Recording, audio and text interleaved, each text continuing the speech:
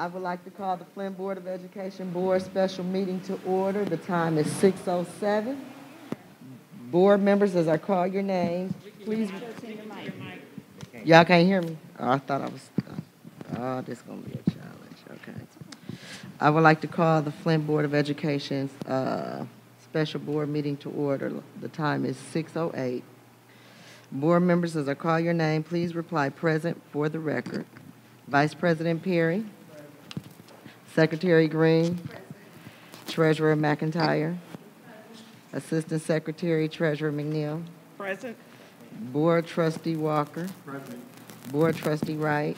Present. And myself am present.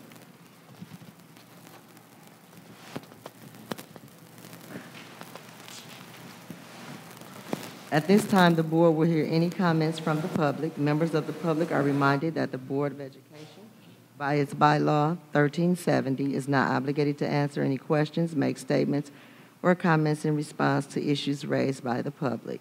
In general, such issues will be referred to the superintendent for investigation, study, or recommendation.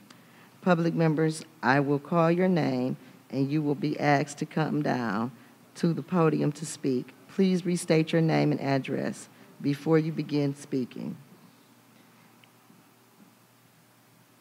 Any public comment?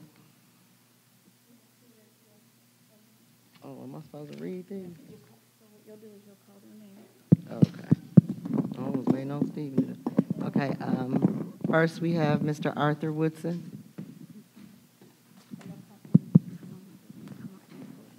Okay. To the podium. All right.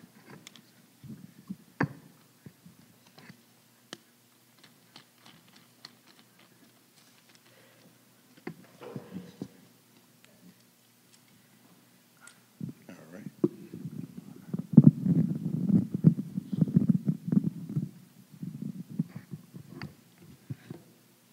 How you doing? My name is Arthur Woodson, 402 West Stewart. I have a couple of questions. Why are we leasing a building, classroom, whatever it is, to GISD for early childhood? And how much are we getting? They get $7,500 a kid. We should be going after that money. We should be asking ACLU. We should be asking for attorney, because they took our program from us.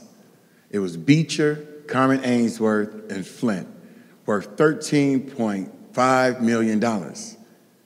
And we did not go and ask, why did they take it from us? They didn't take it from Clio. They didn't take it from Kersley. They didn't take it from Grand Blanc, Swartz Creek, Davison, none of those schools, districts. They took it from the black districts. We do not need overseers anymore.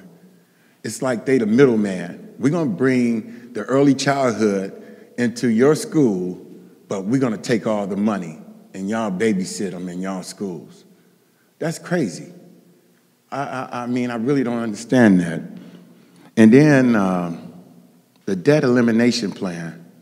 Are we really in debt? And why do we have a debt elimination plan? Or why are we working on a debt elimination plan if we have millions of dollars at the end of the year? The last meeting, it was upsetting because, you know, people felt like they were attacked. And it's personal stuff going on here. I met Ms. Green because it was some things going on because she asked about Kendall Williams' dollars. I admire Mr. Williams, but at the same time, it's their right as a treasurer to inquire about the money that's being spent.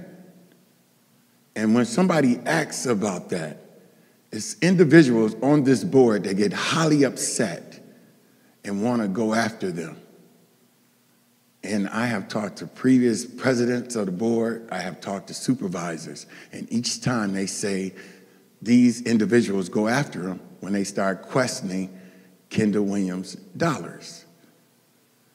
You have to remove those personal feelings and personal agendas so that we can move the city of Flint forward, because we have a lot of money in Flint and no one in the city of Flint has been made whole.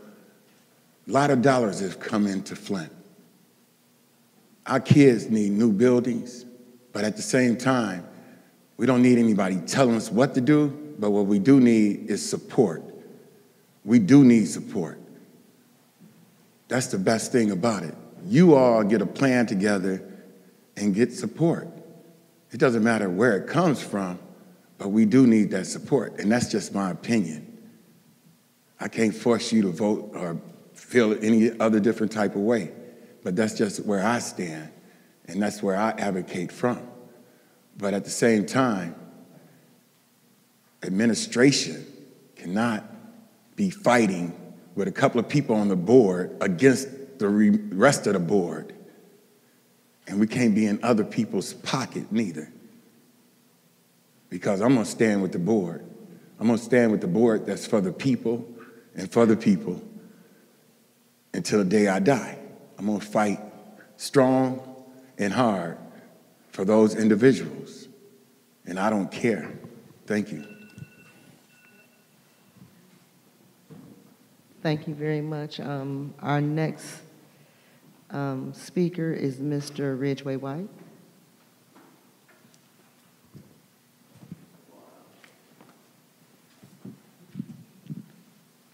Ridgway White, representing the Charles Stewart Mott Foundation, 503 South Saginaw Street.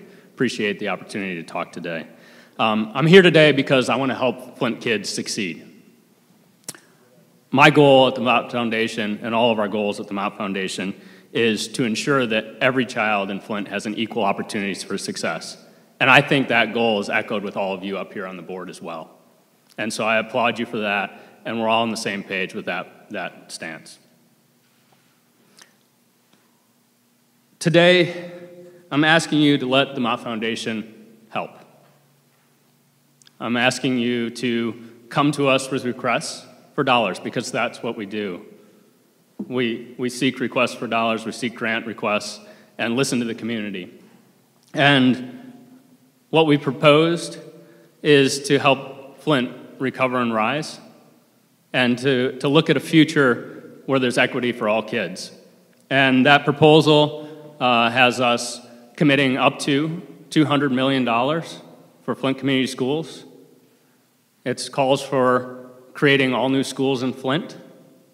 It calls for doubling down on Flint community schools, on really doubling down on all the wraparound services that'll help these kids recover.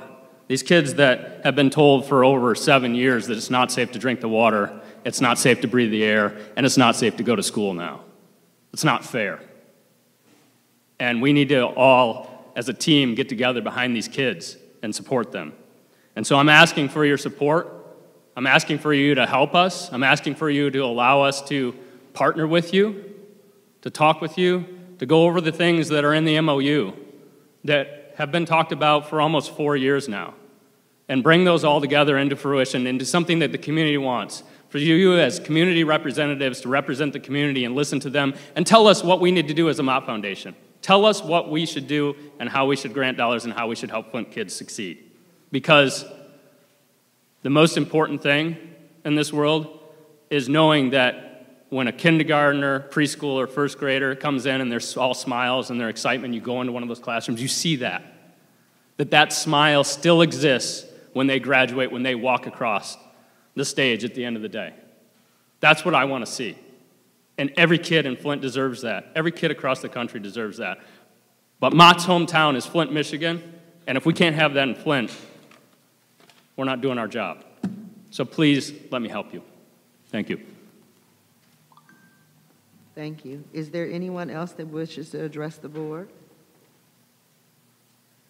Okay, seeing none, the public is reminded that you may send an email to FBOE@flintschools.org prior to a meeting to have it read. We will now proceed with the agenda. At this time, I will call upon Ms. Domprey to present the action to the board.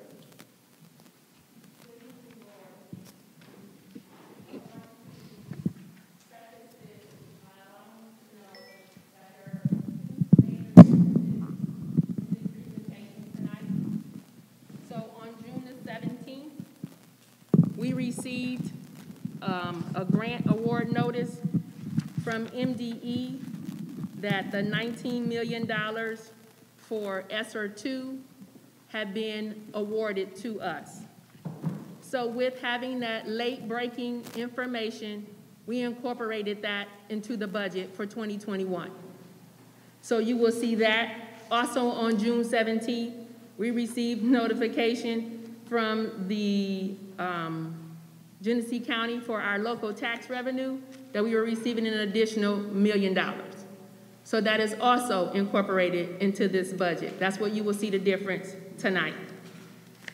And since we received that information for the grant award letter for the ESSER 2 funds, we updated the FY22 budget because now we expect that we will receive the remaining portion of the ESSER 2 funds of roughly $25 million, and so that is incorporated in the FY22 budget, okay?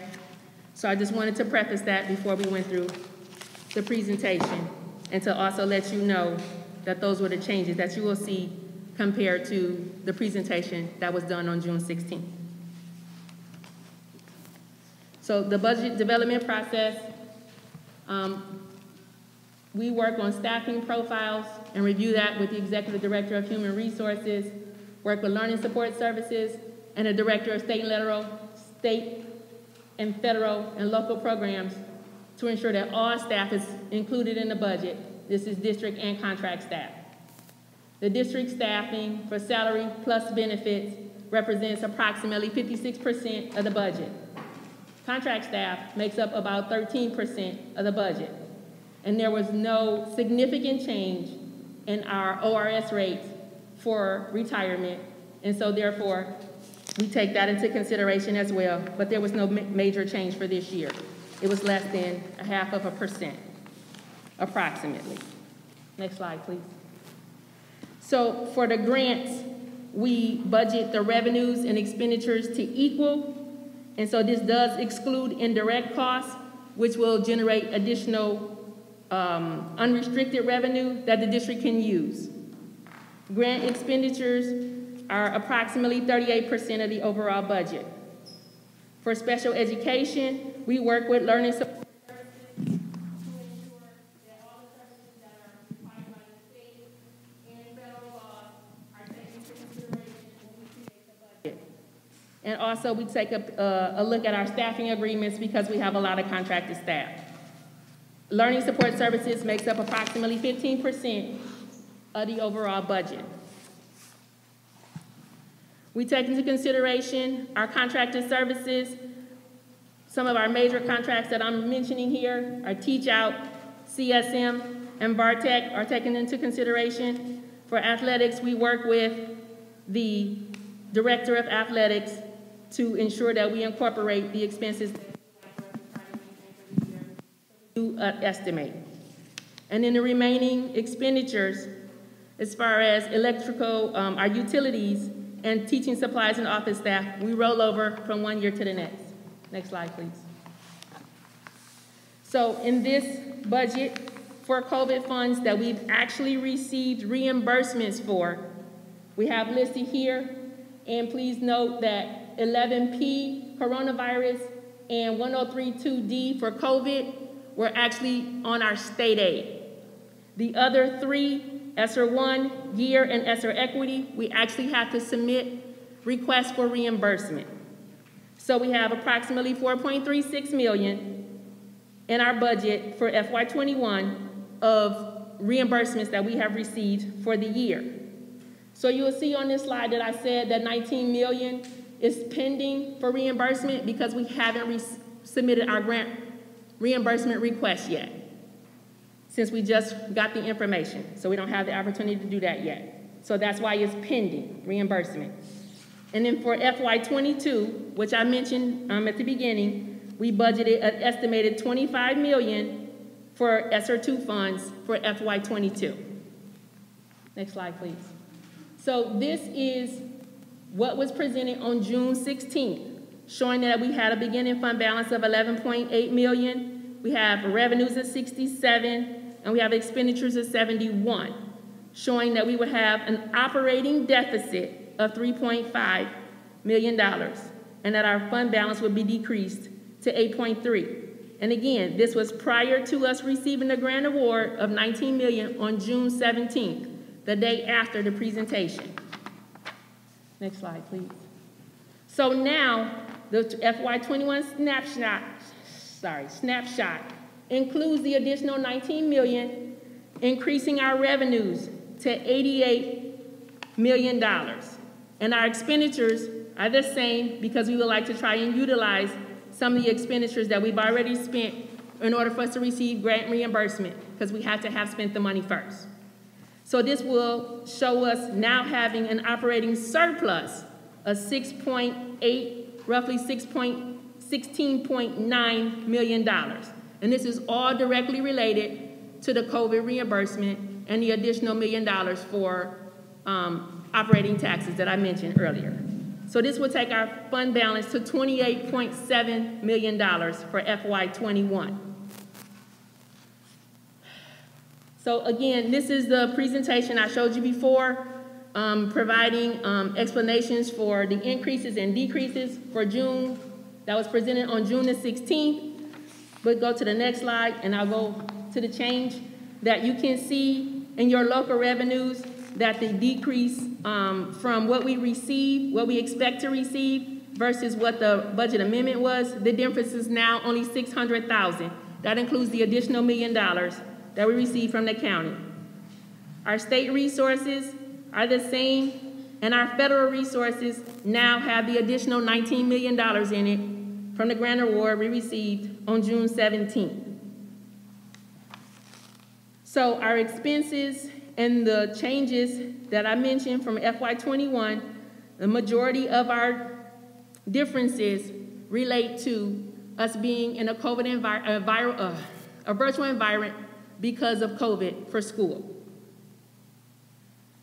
So for our basic programs, we had $3 million more than we expected when we first did our budget amendment. This was related to us doing additional spending for some of our title grant programs, and so we were able to spend a little more and try to increase our grant utilization.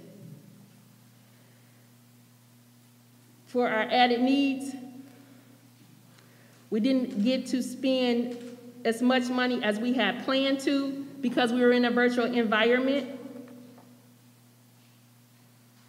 For pupil services, the $2.8 million, this was because we had some vacancies, and also we weren't able to do all the programming that we expected. So as I stated before, a majority of these changes are all related to us being in a virtual environment for COVID. You can see our next major one, which was transportation. You see that's a big deal for $3.3 million, and that's basically because we didn't transport any students, so therefore we didn't spend all of that money.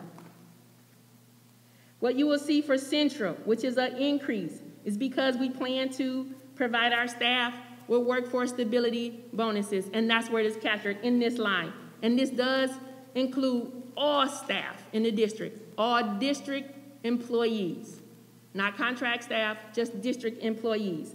And it has to be placed in this line because that's where it has to be coded for the purposes of MDE, told us that's the category that we had to use. So again, with these updates here, you can see now that our net change for the year is going to show us with a surplus of 16.9 roughly, and this is mainly due to the additional funds from ESSER 2. So now our fund balance will go to $28.7 million as opposed to us originally expecting to lose 3.5, and our fund balance going down to 8.3. Next slide, please. So for FY22, this again is what I presented on June 16th, which showed that our revenues, that we would start with a fund balance of 8.3, and our revenues would be 71.6, and that we have expenditures of 79.4. Originally, it was showing we were going to have an operating deficit of 7.8 million, and that our fund balance would go down to 534,000. Now, for FY22, I had originally had the 19 million forecasted in FY22, with us expecting now to receive receive 25 million because it would be the other portion of the ESSER 2 funds. I increased our revenues by $6 million from 19 to 25. So you will see on this slide, go to the next slide, please.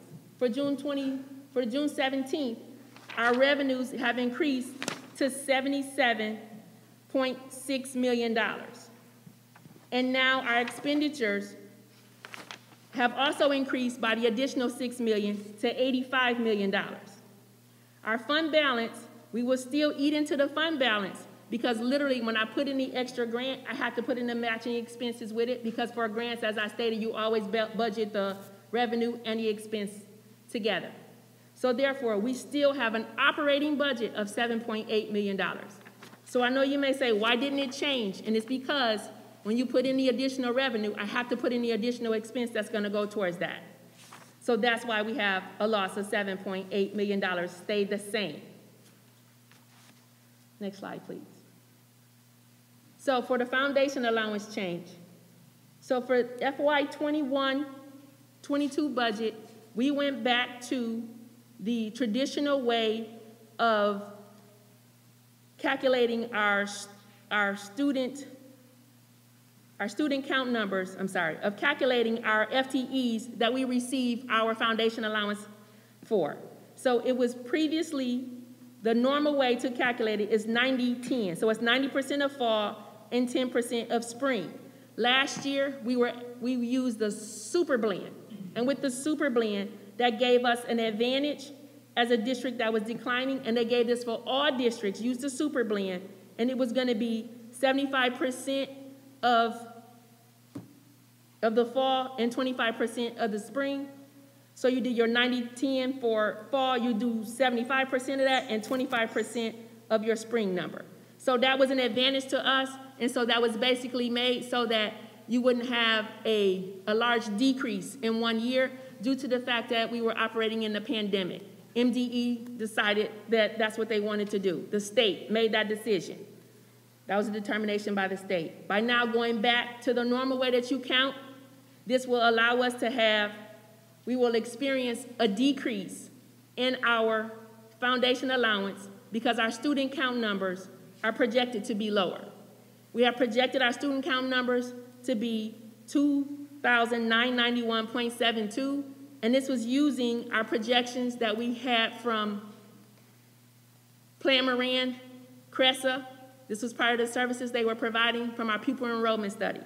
So we use this to project what our student count numbers will be, and so therefore you will see that this was showing a decrease in our state foundation allowance. So we have two things happening. Our enrollment is decreasing, and the change in how we calculate our foundation allowance has changed. So you will see a larger decrease in our foundation allowance for 21-22.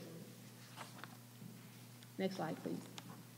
So we kept the foundation amount consistent because they were speaking of making changes and possibly an increase. We didn't have a firm number, so the most conservative thing to do was to maintain the foundation allowance amount.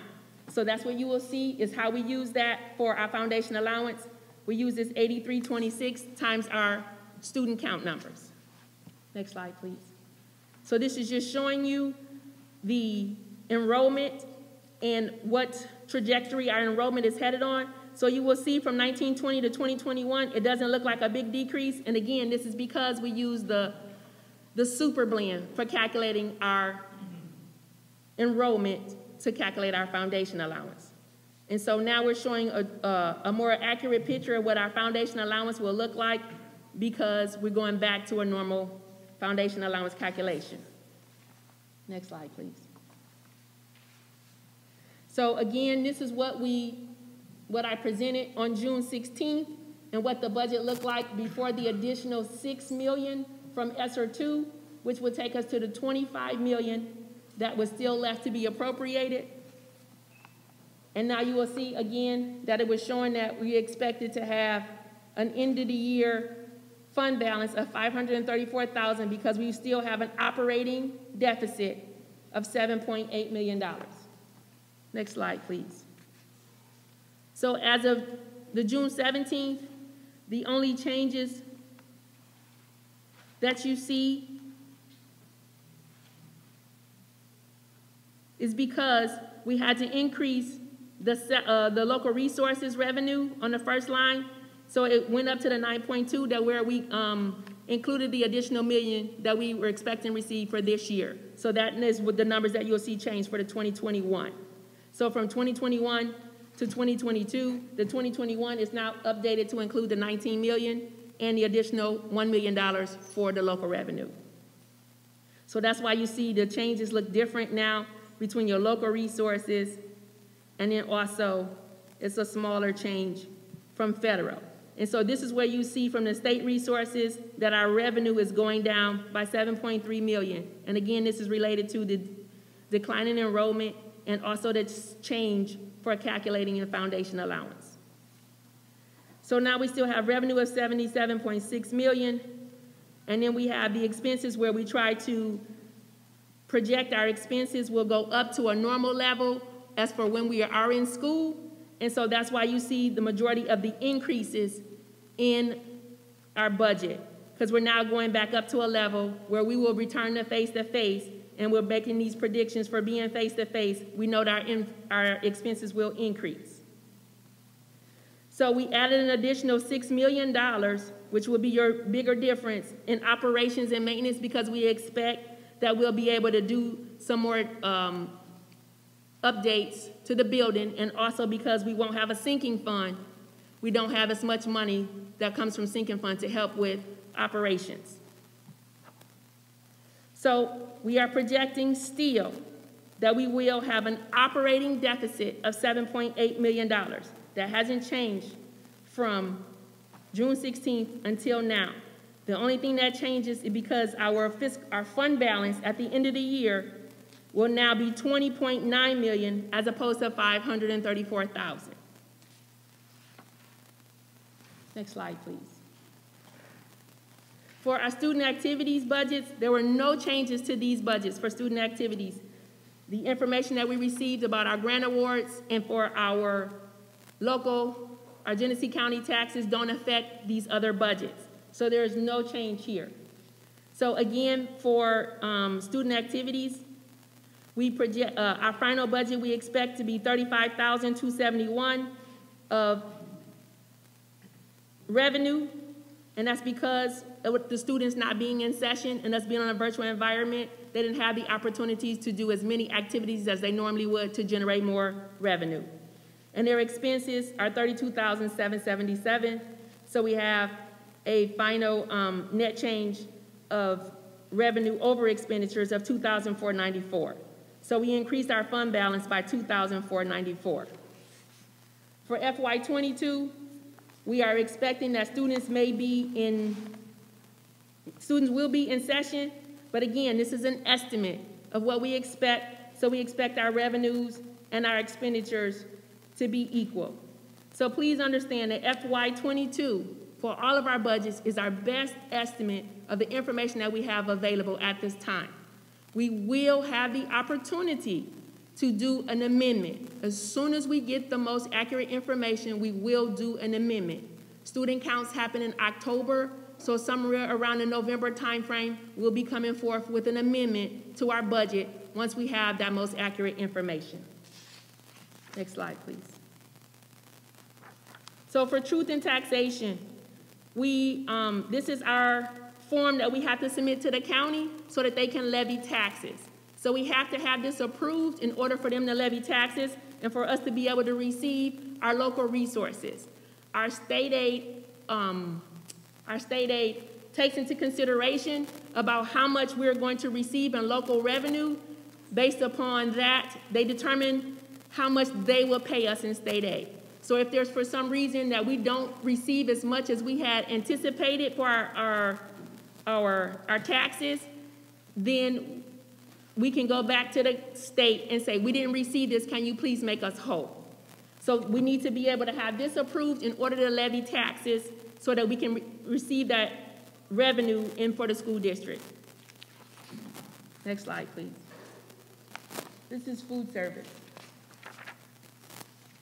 Again, the food service budget did not change from when the presentation we had from on June 16th. So none of our information changed because the grant award information and the local revenues did not change our food service budgets. So this is what we expect to have: $4.7 million in revenue. And then we expect to have $3.9 million in expenses. So we went through before that we were making some assumptions based upon the information that we had from the last amendment, and therefore, this is where we are. You want to? Next slide. So again, for FY22, there are no changes to this budget. Nothing related to the grant awards or the local taxes have affected this. Our revenues are 4.4 projected and 3.9 for expenses. We expect to have revenues over expenditures of $462,000, which will go into our fund balance. So at this time, I don't have any other information to present. I will open it up for questions.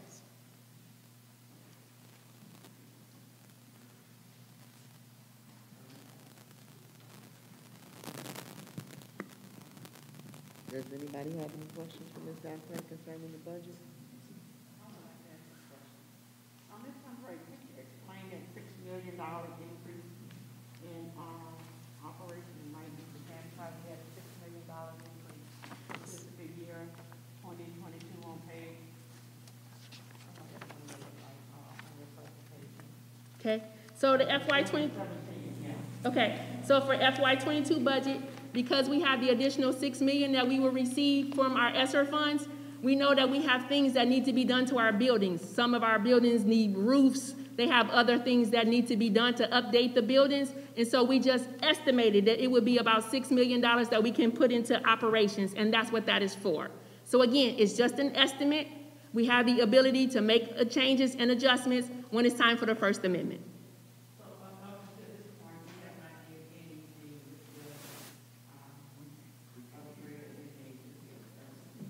I'm sorry, can you say that again? At this point, we haven't done any major work to our school buildings. But this is expecting that we'll have to do some adjustments to our buildings. And this is an estimate.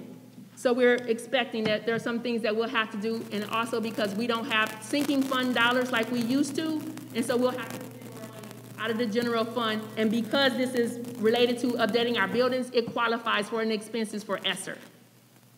And so these are all the funds that are coming through right now? I beg your pardon? Is this all the funds that's coming in for the operation and maintenance for 2022? That's what you're saying as well? So I'm saying that with the additional $6 million that we have for ESSER, because that would take us to the additional 25, that would take us to a total of 25 million. We expected that we will use at least 6 million of that in our operations, on our facilities.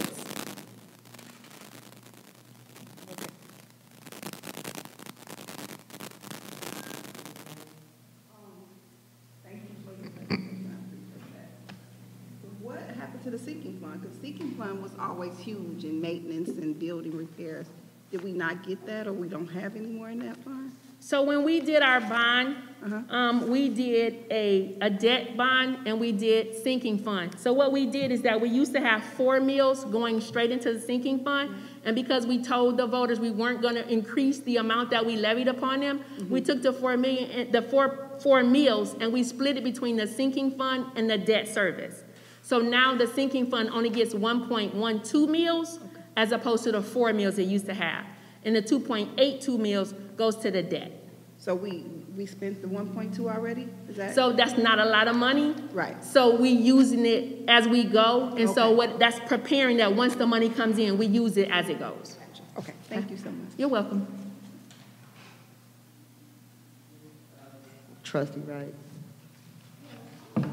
What are the limitations and timeline for using the ESSER funds? So for ESSER funds, there are 14 approved categories that you can use.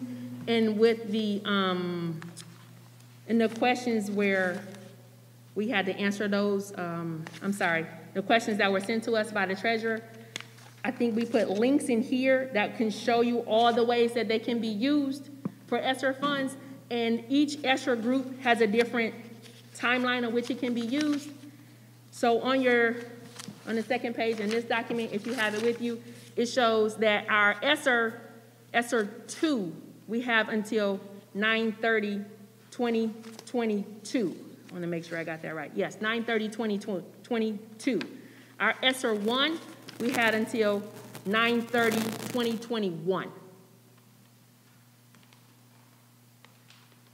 Okay, thank you, and I'll look at those links. Thank you. Follow up on her ESSER question. So I know we talked ESSER 1 and ESSER 2, and I thank you for your clarification as well. So is it the ESSER $3 that we have to use by 2024, or is it all ESSER? So we haven't been allocated the ESSER $3 yet. Sure. And so we don't have the dates are estimated Okay. to be 2024. So even with ESSER 2, it says 2022, but then they have the ability to use tidings, which could give us an extra year to 2023. Okay. And then as it relates to that, I know you mentioned 1 and 2, we had to be reimbursed. Do you know if that will be the same for 3 as well? So that is the expectation that, yes, they are reimbursement funds. And so we have to submit a plan as to how we will use these dollars, and then we will be reimbursed on it, or is it submit a request for the funds and then we get a chance to decide how we want to use it? So it is submit a plan of how you plan to spend the dollars first, then you spend the dollars, and then you submit for a request for reimbursement of the dollars that you already spent. Thank you. You're welcome. Ms. Green? The workforce stability bonuses, that will go to all Flint Community Schools employees, correct? Correct. It's been some other bonuses before this one, right? So retention bonuses Okay. have gone to teachers, instructional staff, and administrators for retention bonuses, So would that include? based upon evaluation. I'm sorry, go ahead. No, that's okay. So when you say these categories, these 3, does that include, so who's excluded, I guess I should ask? Who's excluded from the prior bonuses? From the retention bonuses? Any other bonuses? So from the retention bonuses, the parapros don't get it, executives don't get it, technicals and professionals don't get it. It's basically instructional staff. Got it, okay, okay. And is those the only 2 bonuses that we've had? Am I missing a bonus? I'm sorry. Not in terms of the bonus that's not contractual, like longevity is not considered a bonus. It's a part of their contract. Okay. In terms of using the word bonus, Yeah, it's just a retention. and that's, because I know we can do the word thing, so I just wonder. Right. I just want everybody, because in my opinion, everybody that works for the Flint Community Schools deserves each bonus that comes through the door. That's just that's how I feel about it. So that makes me wonder about the secretaries, janitors, whoever works directly for the Flint Community Schools. So how did that work for them? So these bonuses that we can give out are only for district employees. Right. And so secretaries and janitors are not Flint Community Schools employees. Okay. And we can't pay them bonuses, I get you. especially not using these ESSER funds, Okay. because we cross the line between employer and employee relationship because they're not our employees. Makes sense. So the ones that do, so I'm feeling that every Flint Community School employees have gotten some type of bonus. If not every bonus, some type of bonus. Yes. Right. So when we did the return to work bonuses, every employee got that. So I apologize, I missed that one. that's okay. So that was the return to work bonus, was a $500 bonus that all the employees received. Okay, thank you so much. You're welcome. Good, no, help yourself. No, help yourself, Mr. Walker, go ahead. All right, I'll be real quick. Just one more question. As it relates to the ESSER funds coming in, just because I know that this has generated a lot of conversation in community currently, what's guiding the strategy around how those dollars are spent? Because given the amount of money that's coming in, there's been conversations versus just spending these dollars and conversations more so around how we invest these dollars. So currently, what is guiding the strategy for how these dollars are allocated? Any insight into that? So right now for the $19 million, we are going to try and get reimbursement for expenses we've already incurred. And some of the things that we want to try and do is recover some salary and benefits for the teachers and the administrators, and then our VARTEC, our first student contract for transportation, and some CSM for the services that they have provided, and then these workforce stability payments. So once that cash comes back in the door, then we can decide as a district and as a board how we want to spend the $19 million to help invest into the district, to help us going forward. And also for the $25 million, we want to get some input on how we want to spend the $25 million so that once we spend it, we can be reimbursed for it, and then we can ensure how we can continue to move the district forward. So right now we have an opportunity with this $19 million that we can get reimbursed for to have that cash to help us to figure out how we can spend it so we can get reimbursed by the $25 million. Thank you. You're welcome.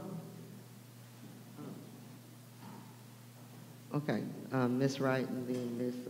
You know, after listening to what Mrs. Dumfries just answered in regards to Mr. Walker's question, I think that demonstrates the importance of having a strategic plan, because then, you know, you're spending money to implement the overall district improvement instead of like, oh, I have a good idea, and oh, I have a good idea. But if we have that plan, then we use those funds to implement our plan. Hi, can you hear me pretty good? Trustee Green asked a question about our sinking fund, and around about June the 30th, the community passed that $4 million levy, and it was supposed to be divided to fund the sinking fund. How much was used to fund this sinking fund? So we have the 1.18 mils went towards the sinking fund, and the 2.82 mils went towards the debt fund.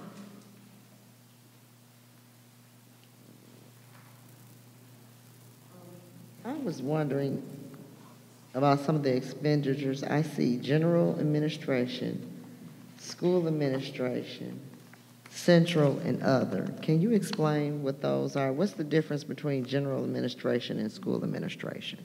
So general administration is the board and the superintendent's office in general administration. School administration are the principals and the secretaries.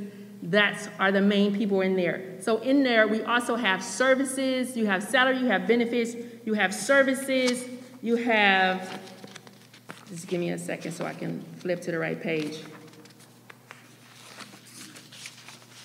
So you have purchase services, repairs and maintenance, supplies and materials.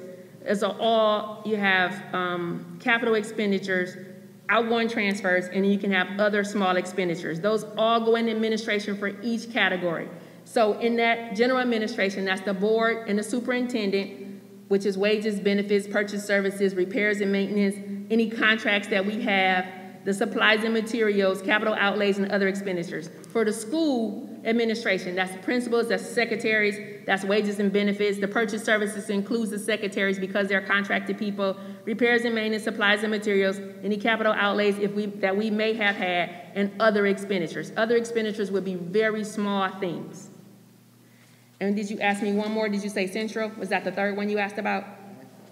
And so, you say yes? I'm sorry. So in central administration, you have HR, you have IT, and then also right now we have those workforce stability payments are in there. Again, it would be wages and benefits for HR. Because we don't have an IT staff, it would be under purchase services. There could be repairs and maintenance there, supplies and materials, capital outlays, other expenditures going on. Again, other expenditures are smaller things. Okay, so did I hear you say out of the general administration that some of those same things were coming up? Yes, ma'am.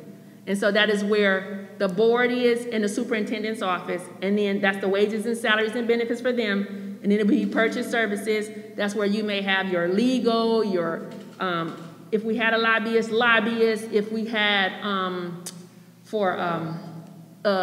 our auditing staff, all those things are purchase services, and they would be in that bucket. Then we have supplies and materials, capital outlays, and other expenditures. So those same, let me find the right word for it. Those same expenses are in each category.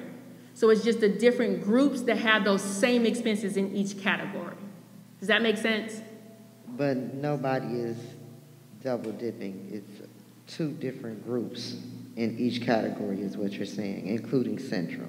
Yes, so the only thing that you will find different in Central is that because we have to code those workforce stability payments using a special 283 function code, they all have to go there, but it's because it's those payments and they go to everybody in the district. But you wouldn't count those same bonuses in another area. Is that clear? So this Central would be a different type of bonus, is what you're saying. So the Central is going to be these workforce stability bonuses. Right. And there will also, the retention bonuses that we have to pay, they also have to be in that same category, this 2A3 category.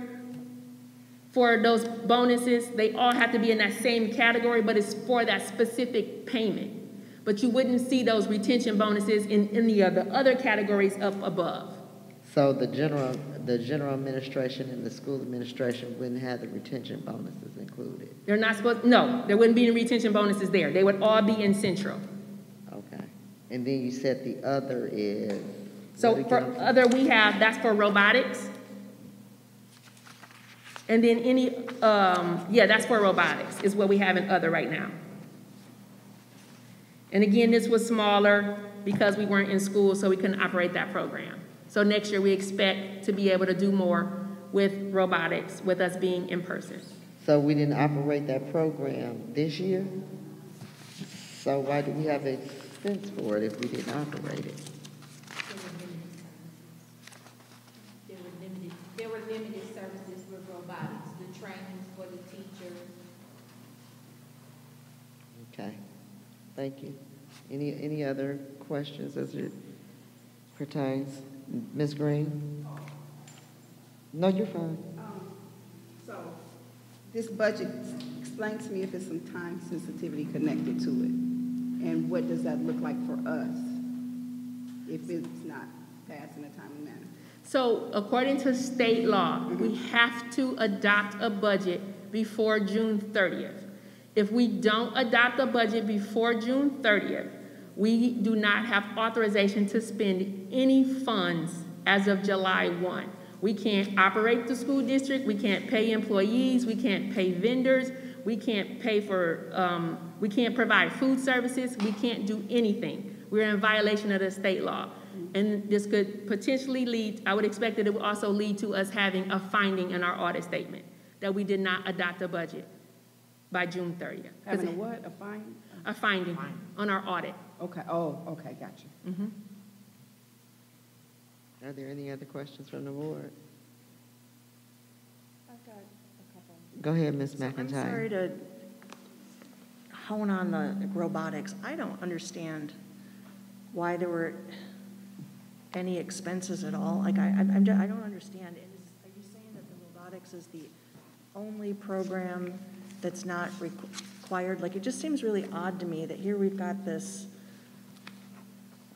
you know, district-wide budget, and the only line item under other is going to be robotics because it's a program that's not included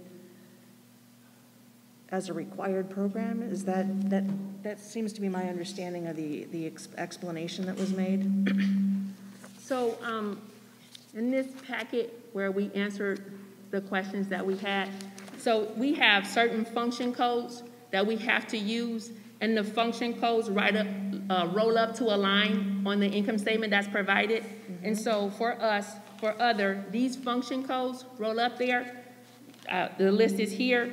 And so for 299, what it has is other support services. And these are services that aren't categorized in any other place according to the accounting manual that the state of Michigan requires us to use. That I got. But what I don't understand is why is robotics the only thing that falls under this category? Because our other expenses have, other categories. It just seems really strange to me that everything else has a place and then robotics doesn't. And then I'm still confused about what exactly it is that we're spending money on when we didn't have the program. so, And forgive me if I don't understand. It just seems very confusing to me. What am I missing? so with the accounting manual, we have to follow the guidance that the state of Michigan gave us. When they developed this, they determined which programs go in which function code. And so we don't have any control over that piece. We just have to ensure that when we go through our expenses, that we code them to the proper place. And so we had some trainings that the teacher had to have in anticipation that we thought we were going to get to come back to school. So because we had those expenses, we have to code them to the correct place. So we had $60,000 worth of robotics training? You said 60,000. 17? What am I looking at there? We had No. 17,873.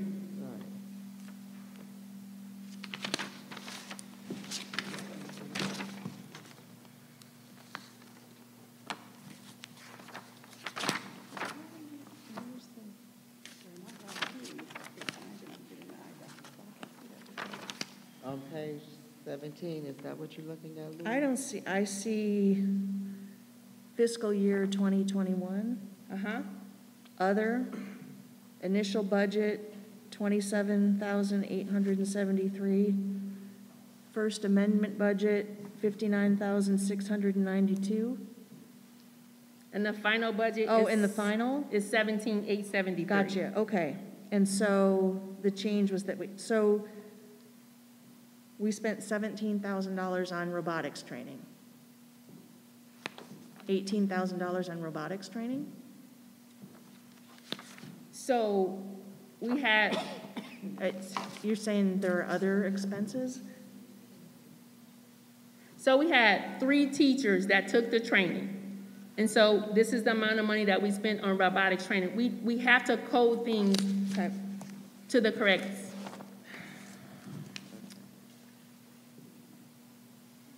I also want to ask you, okay, so you said instructional staff fell under school administration, central, or general administration. Did you tell me that? No, ma'am. Because I'm looking and it says instructional staff above that. So I didn't say instructional staff fell up underneath general administration. So for our instructional staff, this is my codes, and I can tell you.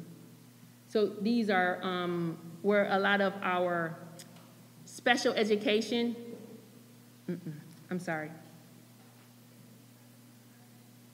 Our, give me a second, I just got flustered. So this is where we code a lot of our, oh my God, why can't I get it out? PDs, professional developments. A lot of professional developments code underneath this bucket under instructional. So if we have, like when we have our instructional specialists, and those kind of folks fall underneath here. So then again, it's the same instance where everything else, there would be wages and benefits. It's gonna be purchase services. If there's any repairs and maintenance, all these categories are the same under each one of these large buckets. So this is for our professional development. Okay. It's underneath instructional. And so, if I ask, under general administration, which would include the superintendent's office and the board costs, how much of that is legal fees or attorney fees? I'm sorry, I don't have that exact number to give to you right this I don't need second. an exact number, I need a rough number, maybe? You gotta give me a second so I can look it up, because I don't have that Thank you for note. your indulgence, I have asked for this before.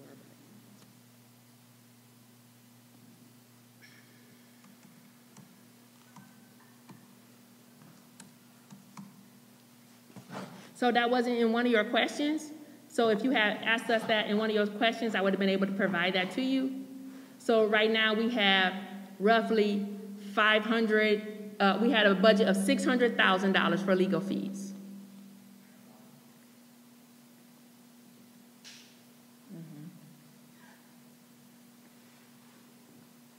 And we didn't spend all of that? We have budgeted for $600,000. We have spent roughly, without ensuring that we don't have anything else outstanding, we have spent roughly $548,000. Roughly.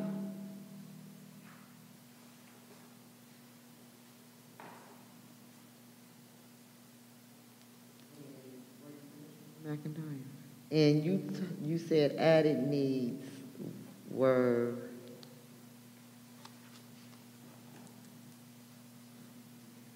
I'm sorry, I'm just a little bit flustered right now. Give me a second. well, take please. your time, it's okay.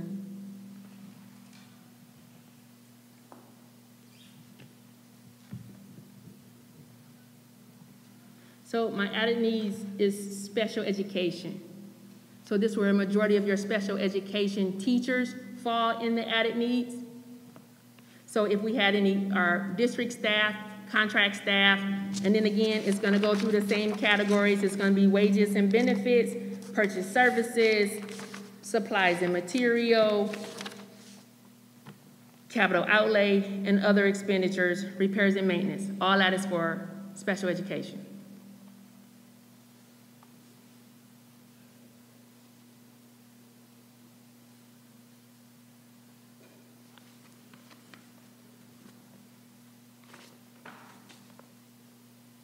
And what falls under business then? So the business would be the business office. So again, it's gonna be wages and benefits, purchase services, repairs and maintenance, supplies and materials, capital outlay, and other expenditures. So you would have any services that we have, that we pay for out of the business department would be there, and those business expenses. Who gets paid out of that fund? What is the title for someone to get paid out of this business fund? So my whole department is there, all the employees in my department, that would be myself, the controller, the accounts payable, payroll is paid out of there for the contracted services, AP, an accountant are paid out of there, and we would pay for purchase services that we have, additional purchase services besides our payroll person. We would also be paying for banking fees and to maintain our accounts are there.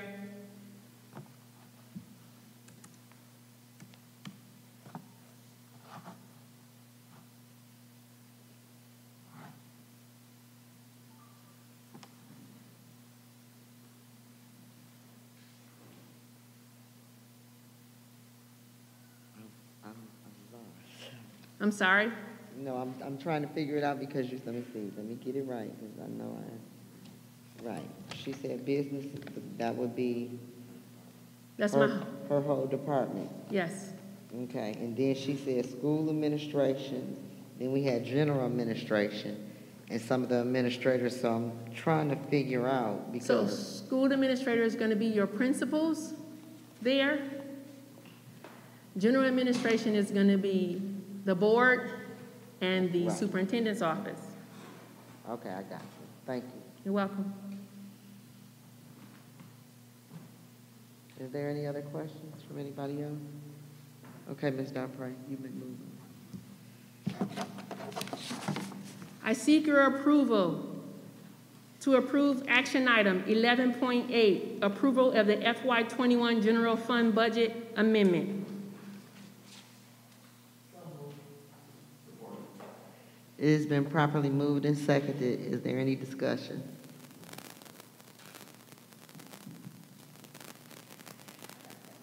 Go ahead, Ms. Green. So, just so I'm clear, because I know it's me, but the one that's amended is that one with the new ESSER funds coming in, that you added to that budget?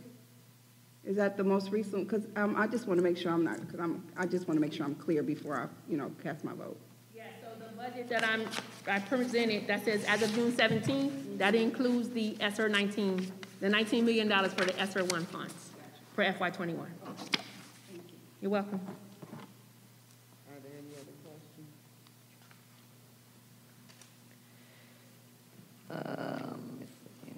Okay, following. Okay, seeing there is no further discussion, all in favor of approving action item 11.8, approval of fiscal year 21 for the final general fund budget amendment, please say aye, or say nay to oppose. It says say A.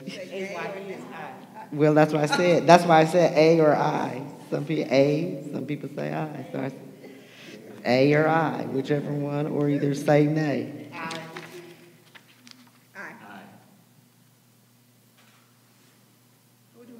We short some ayes. Okay, so we're gonna do roll call so we can see who voted for what. Pardon me? Yes, we have. So we'll start with Ms. Laura. Oh, you're starting with me? You don't, yeah.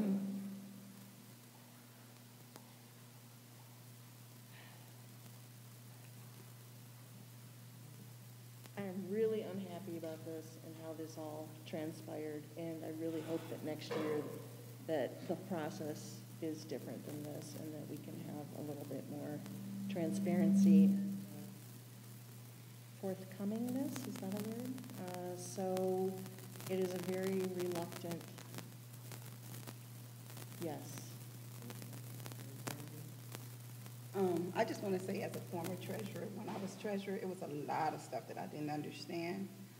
For example, that other category, and the way the Michigan Department of Education has it set up, it kind of leaves the district in a position where they have to put that under other, even if they don't want to.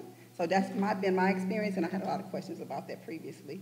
And I do not, and I will not, let the district not pay employees and pay staff, so it is a yes for me. Gary? Aye. Ms. Wright? Aye. Mr. Walker? Aye. I feel the same way you do, Right. but I feel the same way Trustee Green, and I would say aye. Okay, I'm gonna say, Ms. Domprey, can I get down the line, not today, but I was kind of confused on who's getting paid out of what pot. Can you maybe specify that for me so I can have a better understanding? I'm gonna say yay because I'm like the rest of the board. I'm not gonna have teachers and principals and people showing up, going the extra mile, and then because I'm not comfortable with whatever, have them not get paid. I mean, that would just be an atrocity to the district as far as I'm concerned, so I'm gonna give it a yay. So the motion passes 7 yes. I seek your approval to approve action item 11.9, approval of the FY22 initial general fund budget. It has been moved and properly seconded. Is there any discussion?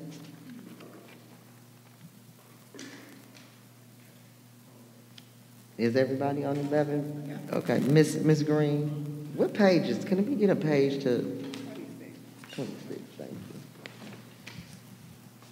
you. Here. I have it, right. So, no, wait, hold on. Initial general fund budget.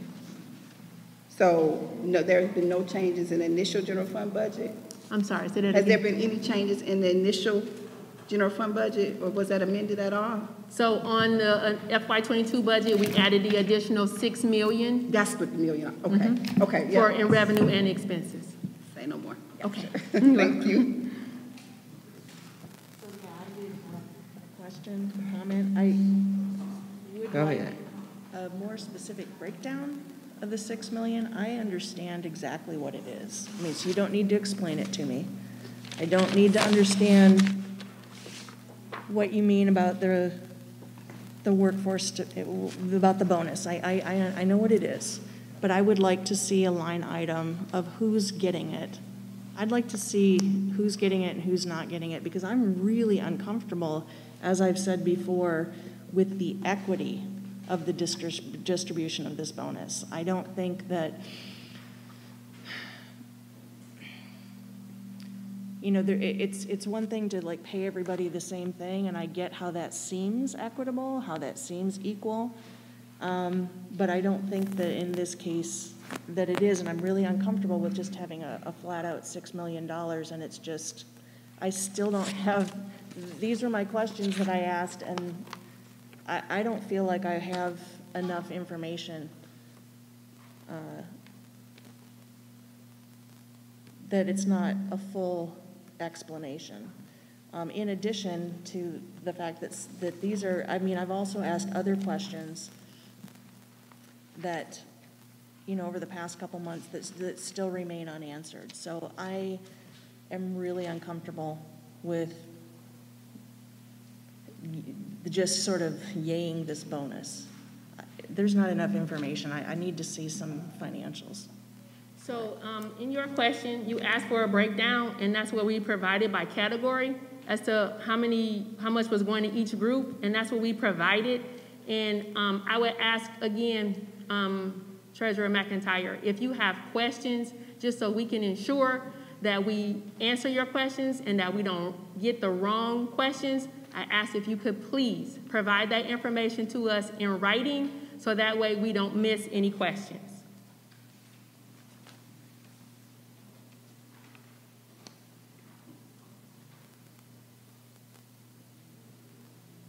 Are there any other questions? Go ahead. And I guess what we're trying to say is that it's easy for you to identify a lot of things, but when we have to make that decision, looking at these items, it's very difficult to make that decision. And I'll give an example. When we said other, you said 3 teachers. Who are the 3 teachers that took the robotic? Oh, I can't provide that to you right now. That's what I'm saying. So those are kind of the questions, you know, things that we're trying to get breaking down. If you broke it down a little bit, I think it would be a lot easier for us to make decision, and it won't be a struggle. Because when you're explaining it, you're running through it and you know it, but you have to keep in mind we're trying to decipher this stuff and make the right decision. Even with our expenses, you know, we don't see where we're trying to save money in expenses. So those are the kind of things we're looking for, so it can help us make a great decision. But other than that, you did a pretty decent job. Thank you. So how many people are getting the bonus exactly? So we estimated 350 employees, which is all the employees that we have for the district. So when we made the estimates, we made it for 350 employees. When it's time to actually make the distribution, it may be a little less. If there are no more, if somebody resigned, that number can go down. But we made an estimate for 350 employees of the district. So where's the breakdown between, I'm confused. Where's the breakdown between the different types of employees out of the 350? Like, who are upper administration, who are, you know, who and where are, I mean, I'm not looking for names. I understand that's an HR issue. You can't identify by name. I understand that, but we don't have the aggregate data to understand what you're just like, here's $6 million, like, take our word for it. So, is there someplace on the response like that I can look? So I don't have the number of employees in the response. So you asked for us to break it down by employee group, and that's what I provided. Where? So it is the page with the chart on it. It's in the next to the last page. Okay.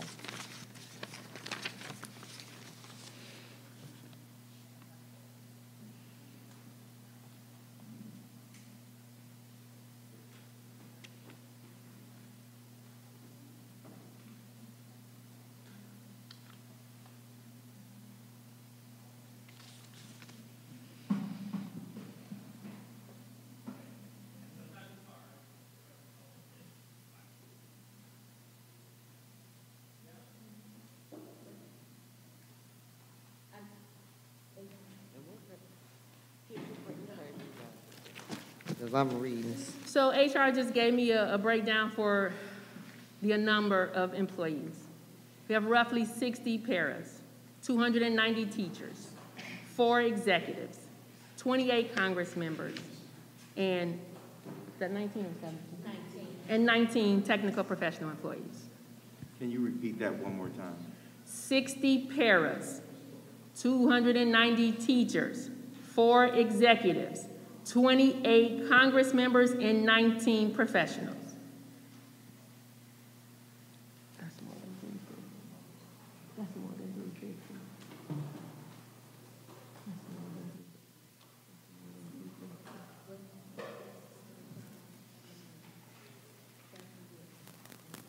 Excuse me, Ms. Donpray. When you were speaking about the bonuses for people in the district, did you say not the parapros? Are the parapros district employees or? No, ma'am. When Ms. Green was asking me about retention bonuses, which were something completely different than these workforce stability bonuses, Okay. those retention bonuses were only for instructional staff, which was teachers and administrators. So that was not parapros or executives or Congress or anyone that wasn't directly related to providing services to the students. Okay. So it was only teachers.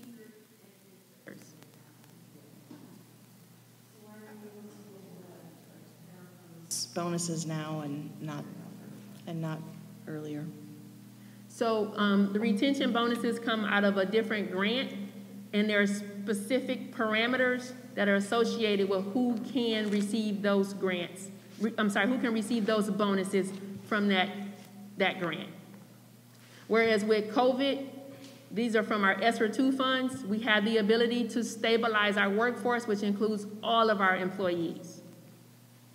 So will the parapros receive something from the money that you're able to stabilize and give to all the employees? Were they considered in your numbers when you? Yes, ma'am. For all district employees, which includes parapros. All district, but earlier it said secretaries and janitors were not in the district? Because they're not employed by the district. Okay, and so they're still not getting it. So third party, any of our third party workers, they're not included. We do have district parapros. Right. That are employees of the district, and then we have parapros that are not employees of the district. So that's where it kind of gets a little shaky. But the parapros that are in the district did receive something, is what you're saying? They are going to They're receive. going to receive. Yes. Okay. Okay. So the Okay. parapros in district did not get? They are going to get something. Right, but they did not get the retention? Correct. But they will be getting the stability. Correct. From the work stability. Why? Because the grant didn't allow the in-district parapros to get the retention grant. So the grant didn't allow any parapros, only instructional staff, only teachers and administrators. Now, I say administrators, I mean principals. So teachers and principals, assistant principals. So what are parapros considered if not instructional staff? Because they do everything. That's, You know, I know that's not your call, but just out of curiosity. What are they considered, district or employees or not? What are parapros our considered? parapros that work for Flint Community Schools are considered district employees. But are they instructional staff? You said no, so what are they? I'm sorry, that's an HR question. I Oh, can't I'm answer sorry. that. Paraprofessionals are considered support staff. Support staff. Michigan Department of Education does not recognize them as instructional. Not our So fault. Okay. I tried to get them, I believe that. I believe but that.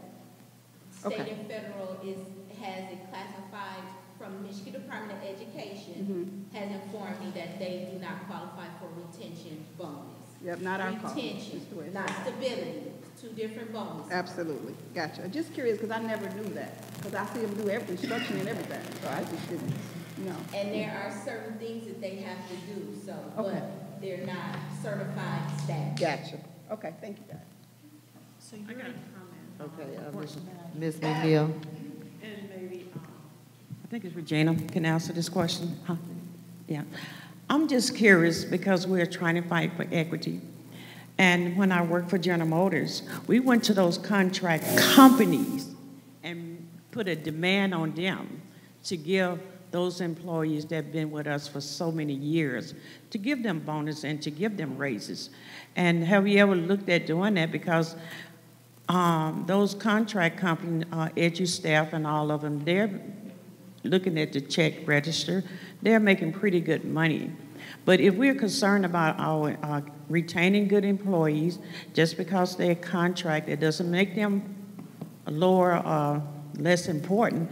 We should look at those EduStaff and reach out to them, because we have our summer school is coming up. We have people just on this side of the district getting $20 for working during the summer. But then because the other person who's been with us and working so diligent, because their contract, they're not getting to $20 an hour.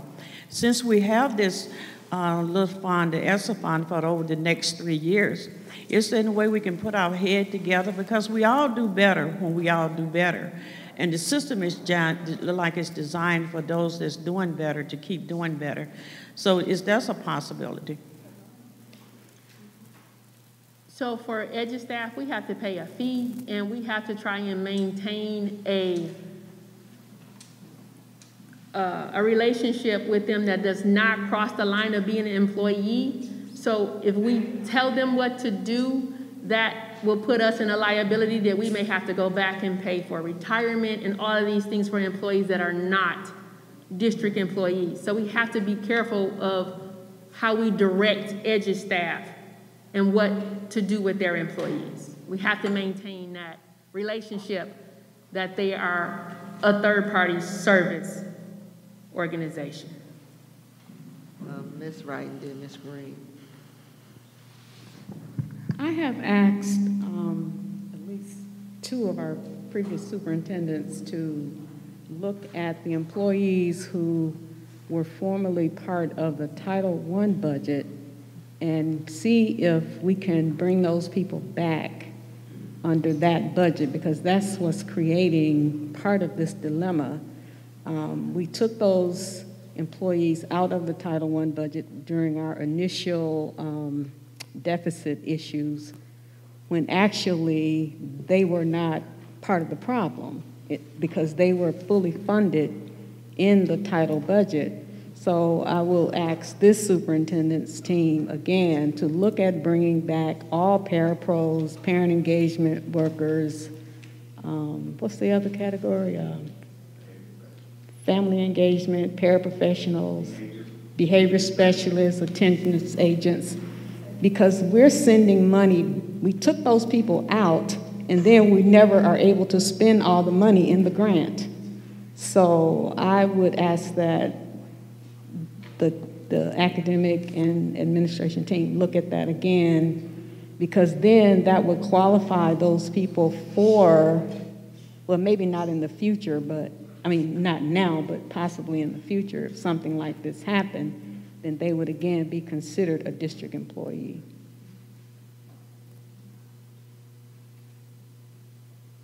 And is there any way that you can maybe, even though you don't contact their company, if they work for your district, to maybe give a severance payout, or, even if it's only $1,000 or something, to the ones that have been assigned to our district, that have been faithful advocates for us in the classroom, because I know that they do.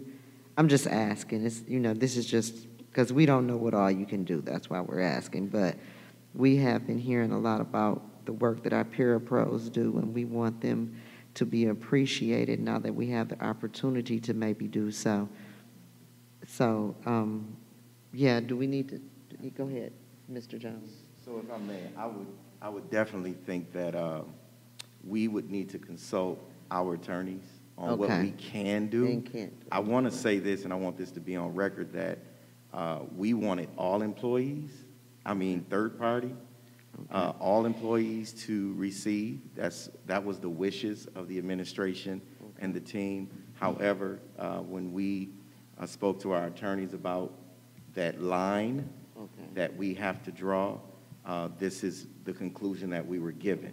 However, to your point, and to your point, board members, we can speak to our attorneys about just what we can say to our third parties, EduStaff, Sunbelt, and those. We probably need to get that counsel before we move into that area. Thank you. Okay. And I'd like to say something else. Even with your Title I, who's making the decision for their pay? Because if you look at some of the people in this district that's working for Title I mean, they can't live at the wages that we have. And we have a president, and he spoke so kindly. Pay them $15 an hour. We are an educational institution. We are educating these kids to go out and get a better life. But yet and still, we are hiring people to have a less of a life. $15 an hour is not a big request. When a young man sitting up playing Xbox for the last 3 years goes stand in line at General Motors and start making $16.67 an hour, and that's an insult to the person that's working so diligent. So we need to have these hard conversations. When you look at this check register, we're comfortable in shoving out all of these thousands of dollars. But when it comes to the have-not, we look at ways of not getting the job done. This district is only going to grow when they see us treat our people better. And if you treat people better, they'll go out and promote your school. This is a great school. But nobody, in my opinion, should be coming to work as an adult making $10.50 an hour, and you have the audacity to post it. It's an insult to this institution. So I am an advocate for $15 an hour. I work with the Poor People Campaign, and people would get up and come to work. Look how long the line was at General Motors. They downplayed the community. They don't want to work. Yes, they do. But they want to get up and work for a decent living. And that's what we're trying to. We're not beating up on anybody, but we're trying to look at a different way of doing things. We can't keep going and spinning the circle over and over again. And I have worked in these schools. We have some great payrolls. We have some great teachers. And I tell you, I was a guest teacher, but we go beyond what you guys are doing because we love the kids. I buy clothes, I'm buying this, I'm buying that, and because we love the kids. And then when I sit here at the table, I love what you just said. Let's take that first step. EduStaff do very well. I'm not kissing up to them. Sunbelt does very well with us. And it's unfair that we're paying these other people $20 to work the summer school program, yet and still they're faithful. But it hurts their feeling that won't nobody tried to raise it up to $20. And we spent $20-some thousand on gift cards in this district. So let's have that conversation. Is there any other questions or comments, Ms. Wright? Did I see your hand up? Okay. Oh, I'm sorry, Ms. Green. That's all right. Okay, go ahead, Ms. I just Green. want to say I agree with Dr. McNeil. We do need to do better by our people. To retain and obtain people, we have to do better. But I'm hoping, my hope is that EduStaff, Sunbelt, whoever, third party, they gave bonuses for their staff. Something. I don't know if that's true or not, but that's my hope, because I know a lot of different people did. A lot of companies did give bonuses, so I'm hoping, since we couldn't do it, that they did it for their staff. That's it for me. And I'd also like to add to that when these teachers work for these other companies and then try to become employees of this district, they have to not have worked for that third-party company for a year. And I think that hurts us, because you have good teachers out there wanting a job, and we have jobs that need to be filled, but because we have a third-party contract clause, we can't hire them. And I think we need to revisit that while we're able to maybe financially sustain ourselves a little better than what we have. But okay, I think we've gotten off track and we want to get back on track. So is any more questions over this information? Okay, Ms. Domprey, I'm going to give it back to you. We were in the middle of voting. Okay. And we are voting on 11.9. Yes. Okay, seeing there is no further discussion, all in favor of approving action item number 11.9, approval of the financials for 2022, initial general fund budget, please say aye, a, or nay. But we're going to do roll call vote. I don't know what this is. We're going to roll call it. Ms. McIntyre? I just have one last question. Okay, go ahead. So we have to approve this by, we have to approve this by June 30th? Yes, ma'am. All budgets have to be approved by June 30th.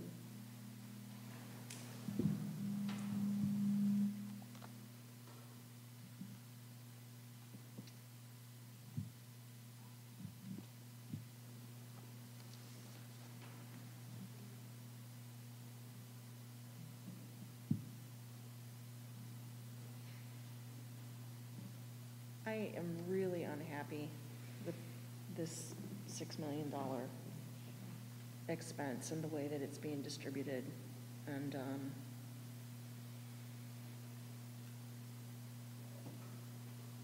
I think it's fine for teachers and parapros to get a bonus, but not the 4 top paid executives in this district. And I think we should lead by example.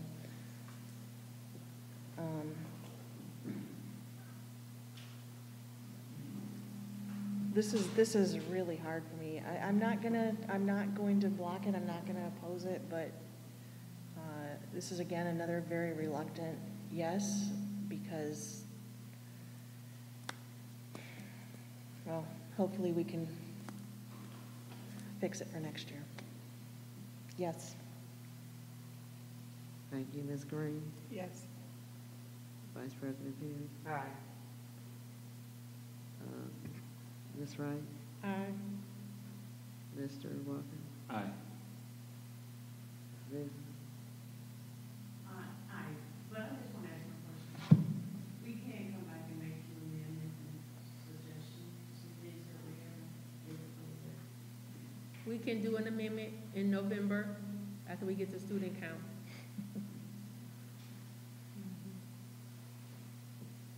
Is that a yes? And it's a yes for me. Budget passes. 7, approval.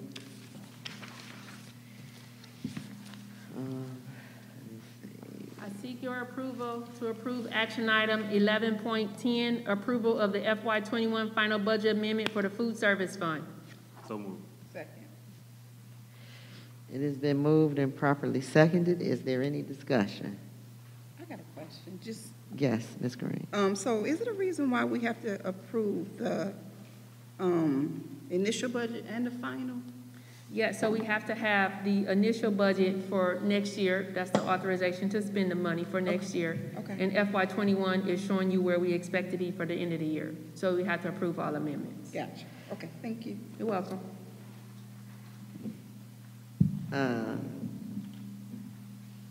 Any other questions? Go ahead. How are we, what am I missing here about the food service fund? Because we still don't have a list of the third-party vendors, all of the contracts. We still haven't, we're still looking at month to month or 3 months or 6 month or a year extension for like food service, for example. So is this just the general budget regardless of who the vendor is or the contractor is? So for food service, the contractor is Sodexo. And we already approved the extension of 1 year for Sodexo. And then this is other expenses that we would have in here in this FY22 budget. I'm sorry, this is FY21 budget for food service for the year. So it may be like paying for Meal Magic so that the kids could scan to get their meals and for us to track meals to submit for reimbursement. It's going to be for If there's repairs that need to be done in a building, if we needed to purchase ovens, if we had other things that we need to purchase, that's what's gonna be in your food service expenditures. We gotta pay for the utilities. Those are the things that are in your food service budget. If we have pest control, that's gonna be one of your contractors that's in there. So, I mean, my objections, my questions, my, statements still stand about the food service budget. I don't understand why we're going over so much for food and why out of the food service budget we're paying for maintenance and repairs for a building. I mean, I do understand why, and I don't like it. And we've got to fix this, because there's no reason why we should have a budget like this with under 3,000 students, operating out of a dilapidated building, a substandard building that's paying, I mean, oh my God. So,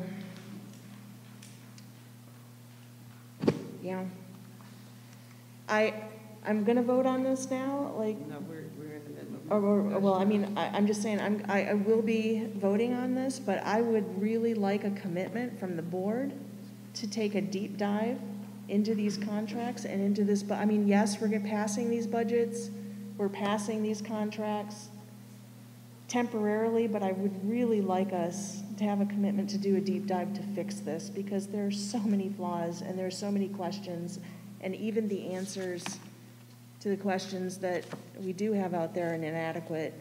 And this is an embarrassment to the district. Well, And if it's inadequate or you found the discrepancy, point it out. well, there's no I had 11 questions and this is the answers to it. And 2 of them weren't answered. So We didn't have the opportunity, the time to be able to get the other 2 answered. We didn't even get the entire week that we requested. I thought we I've did a asked pretty these good job questions in since I was providing elected to the information. board. Since January, these questions and more have been asked, so you had way more time than a week. Order. We talking about Sodexo, Well, the food vendoring. Let's stay focused. Ms. Domprey said she needed more time, so that doesn't mean she's not going to answer your questions. Give her an opportunity to do research. Let these questions be surrounded, please, about our food vendoring. Is there any further questions concerning Sodexo? Is there a way that we get any reimbursement with consumer energy, because the service of that over there? And the last bill that I looked at from consumer energy at Northwestern was about $80-some thousand. So, normally, We have some type of reimbursement program for the utility bill over there, since we just using Sodexo to serve food.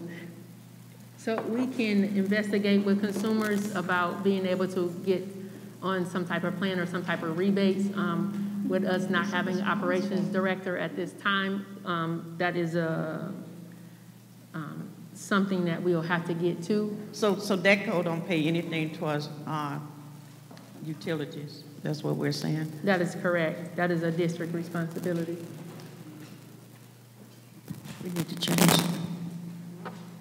Okay, were you done, Ms. McNeil? Yes. Ms. Green? So the consumer bill that you were speaking of, is that an actual or an estimate?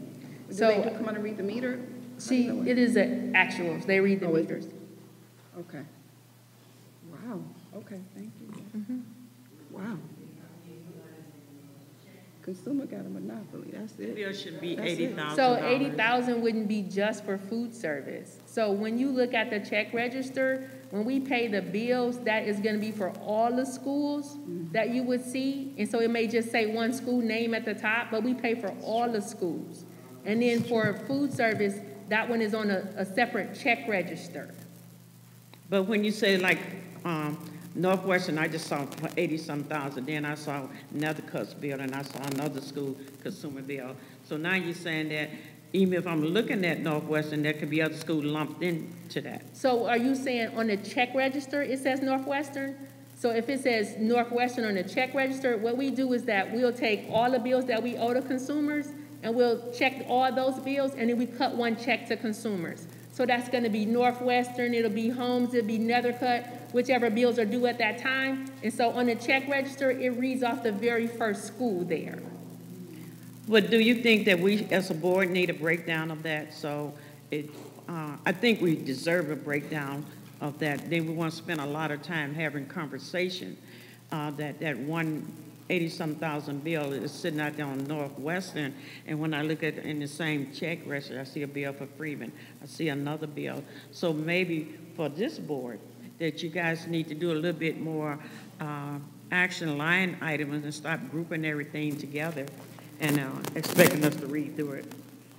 So I don't have a problem that with. would probably have some of the question that we're getting from treasurer, because it doesn't clarify a lot of things. So I don't have a problem with providing all the invoices that go with the check. That's not an issue. Even if you just did go into your database and hit, click on a button, and it'll pick up all those vendors underneath that $80,000. You don't have to just come up with invoices. It'll just let us see those vendors under that $80,000. So in our report, it doesn't do that, so I'd have to give it to you in another way. So the check register report does not break it down separately that way, because it just goes by vendor and it shows the total amount that is paid to that vendor. So in order to give you the breakdown, I'd have to do a separate sheet and put down underneath there what schools they are and how much it is for each individual school and give you the totals. Did for the legal fees for the attorneys. It was really good because I could look at it and go, okay, this is for this attorney here, and you had all the payments that went out under that particular attorney. So I'm saying the same thing for consumer energy. Could you do that?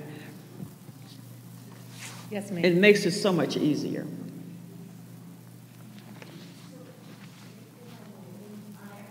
Check registers from your predecessor where it is broken down, so I'm kind of,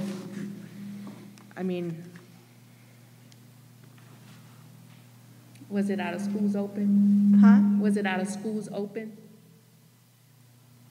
No, but it's breaking down the consumer's bill by building, and it shows like the different building. So I know it's possible, right? So you're saying that you'll be able to provide that?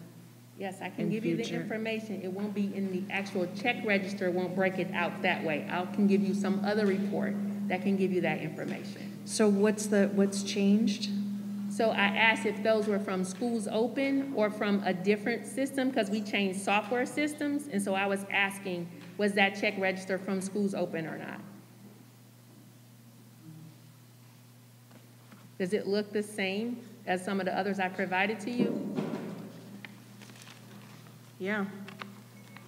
It has a more detailed breakdown. So we'll find another report. Okay.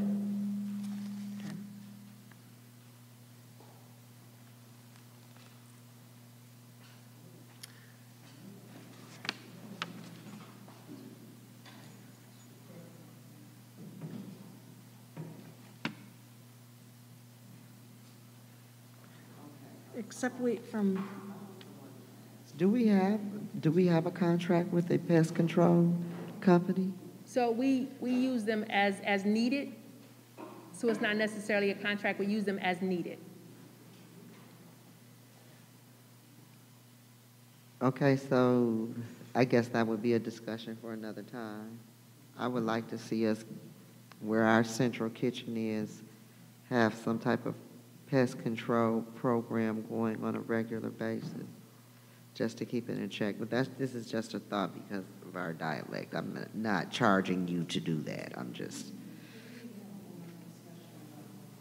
Central kitchen, but that's. Okay. Is there any other discussion? Any other questions concerning the piece with Sodexo? Okay. Seeing there is no further discussion, all in favor of approving action item 11.10. Approval of the 2021 final budget amendment for the food services, please. Aye. A or nay? Okay. Y'all got to let me wait to say y'all name because everybody's saying aye at the same time. Y'all trying to trick me. That's all right. Okay, so is that ayes all around the table? Okay, so we have 7 ayes, and the ayes have it. So, action item 11.10 passes. All right. I seek your approval to approve action item 11.11, approval of the FY22 initial budget for food service fund. It has been moved and properly seconded. Is there any discussion? Seeing there is none.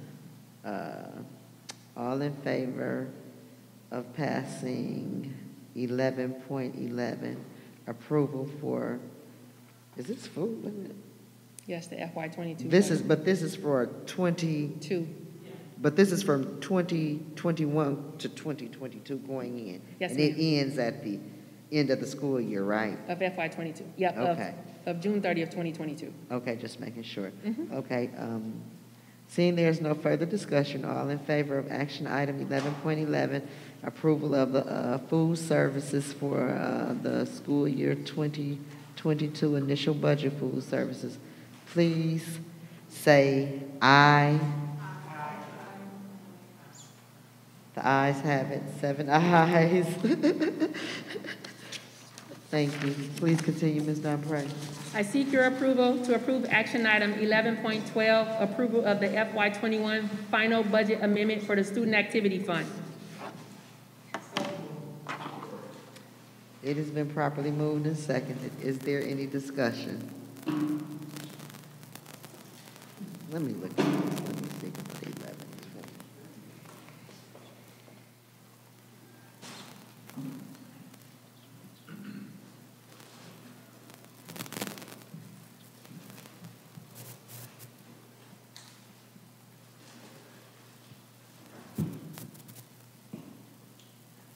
Okay, this was a piece that was to be corrected, Ms. Dunpray? No, there were no changes to the student activity budget. I thought it was. This is for the Student Activity Fund. This is where the students raise money and they use it for their own expenses. We didn't make any changes to this budget Oh, okay. from what was presented on June 16th. Okay. Has it been moved and properly seconded? I'm sorry, guys. I think, yeah. Okay, is there any discussion concerning this? Okay. Seeing there is no further discussion, all in favor for approving action item number 11.12, approval of the fiscal year of 2021 final budget amendment for student activity funds, please say aye. Aye. Ayes have it. I got all the ayes now. It passes 7-0. All righty. Please continue, Ms. Dunpray. I seek your approval to approve action item 11.13, approval of the FY22 initial budget for the Student Activity Fund. So moved. Second. It has been properly moved and seconded. Is there any discussion? Seeing there is no further discussion, all in favor of approving action item 11.13, approval of the fiscal year for 2022 initial budget student activity fund, please say aye or nay. Aye. All right, we got 6 ayes, and Ms. Wright, are you eyeing? Oh, yes. All right, we have 7. We have 7. Take care of this light that So we have 7 ayes. All right, Ms. Dunpray, it's your world. I seek your approval to approve action item 11.14, taxes levies for the 2021-22 school year.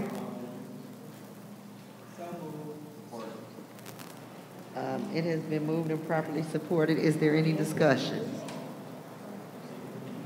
Ooh. Okay, and this is the taxes levied, is that our meal situation? Yes, Okay. ma'am. Okay, thank you. And it has been moved and properly seconded? Yeah. And there is no further discussion? Okay. Seeing there is no further discussion, all in favor of approving action item number 11.14, tax levies for 2021 through 2022, please say aye. Aye. And, okay, we got them all, says Mr. Jones, 7 ayes. The ayes have it. Motion passes.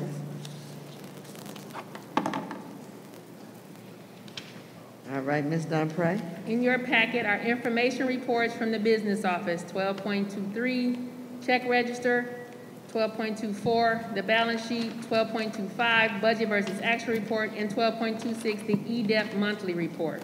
Do the board, any of the board members have any questions? I do. I don't know if it's on which check registry it is on or was on, but I did want to ask questions about the $21,000 worth of gift cards. I got to get the inside track on that. I remember us speaking of getting gift cards for students, but I need some clarity, and if we've gotten those gift cards for students, I'd like to know what families have received a gift card, who has those gift cards in their possession, how many have been given out, what's the balance left on the gift cards. So that's not something I can provide to you at this time. Okay. I would have to go back to get that. I don't have that with me. So I may ask, Board President, can you please put your questions in writing, just so I don't miss any of them, and that way we can respond to you? Thank you. Yes, ma'am, I most certainly will. Thank you so much, Ms. Dunpray. Mm-hmm. Is there any other discussions concerning our check registries? Now is your time.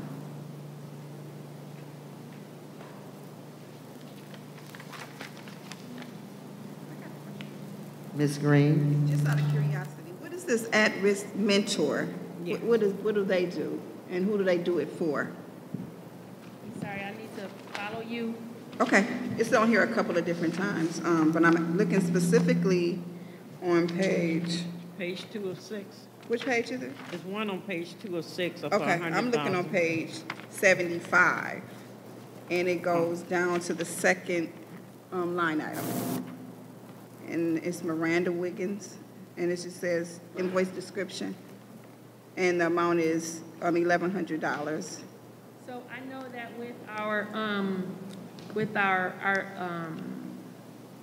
at-risk budget, we have the ability to provide some different tutoring to our students. Right now I'm kind of giving you this information without having the proper documentation to give you an accurate answer. Okay. So that's what I can tell you. I'm sorry, I can't hear you. A tutor, I'm understanding, like a tutor. Okay. And it says tutors and mentors. I don't want to give you the wrong explanation because I don't have. You don't my have details. to tell me now. You know, you can. I'll send to you an email as you request. Okay. Thank you. No problem. That's it for me. Is there any other questions? Yeah, this is really trivial, but Okay, go ahead, Ms. B&H photo video for a drone for homes. Did we buy a drone?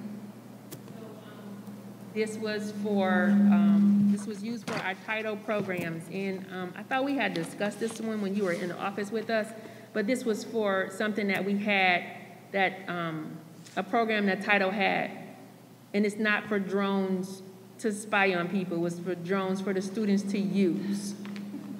Right, no, I just had somebody ask me if it was like used as like, that was an aerial shot.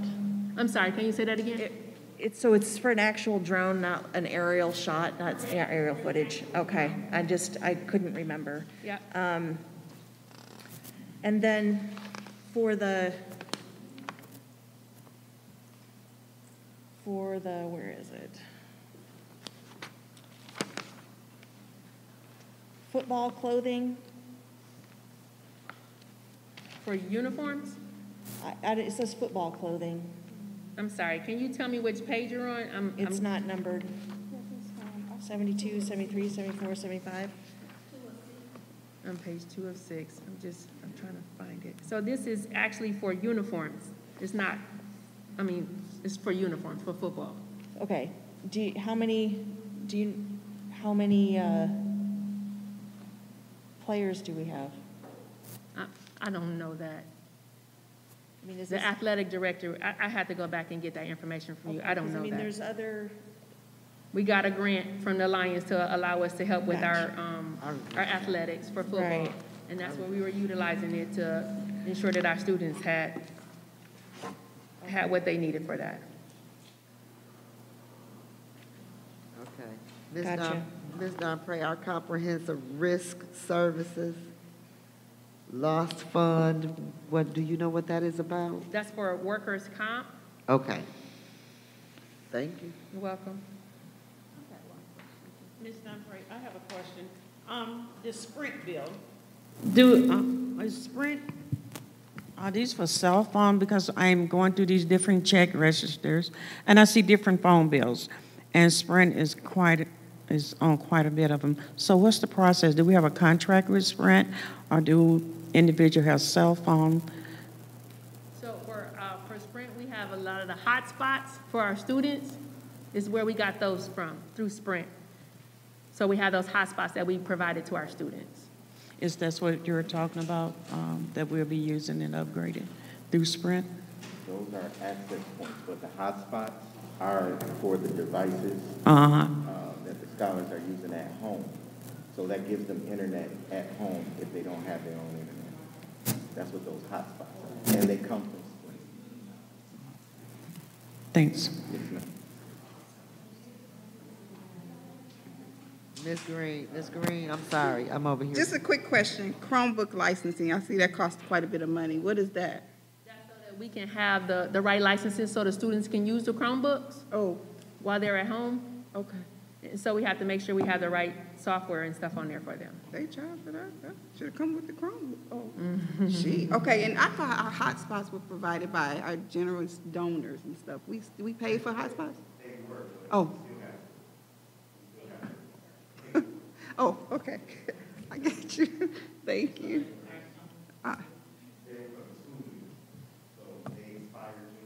Oh, okay. It was hot in here.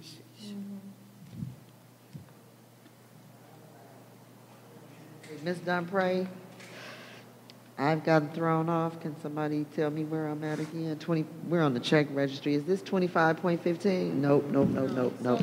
Here we go. I turned the page. Okay, I'm sorry. So we're on all of those informational items? Yes, ma'am, I got you now. Does any other board members have any questions? I can't hear you, Ms. Wright. About those items? No. Okay. What about you, Mr. You like you finna jump up, Mr. Walker? What about you? Not on these items, but I did have another one, but I'll wait. Okay, so thank you, Ms. Donpre.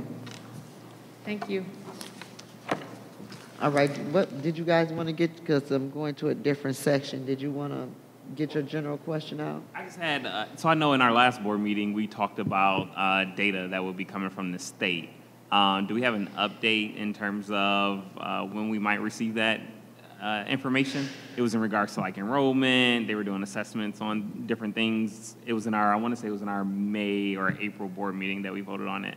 So are you referring to the services that we are receiving from Platte Marie and Cressa? Yes.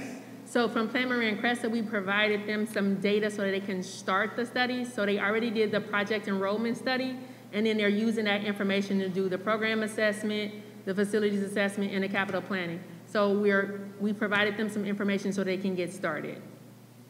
So we're still waiting to receive that back. And as soon as we have it, we'll provide that information. Thank you. You're welcome. All righty. Okay, go ahead, Ms. McIntyre. What's the $614,000 for headsets?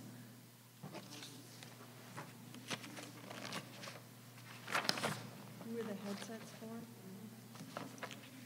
Yeah. 3 of 6. Thank you. I mean,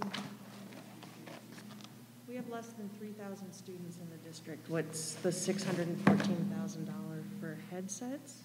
So these would have been headsets that would have been purchased using title funds, and they could be, I don't want to just guess at it and telling you this without having the details with me at this moment, but they would be for the students. It wouldn't be for staff, because we would have had to purchase it with title funds. They could be for what they're using to may have sent some home with them. I'm really just kind of speaking to you off the cusp because I don't have the details with me to tell you that. And so I don't want to give you inaccurate information. So Board Member McIntyre, if I may. Yeah.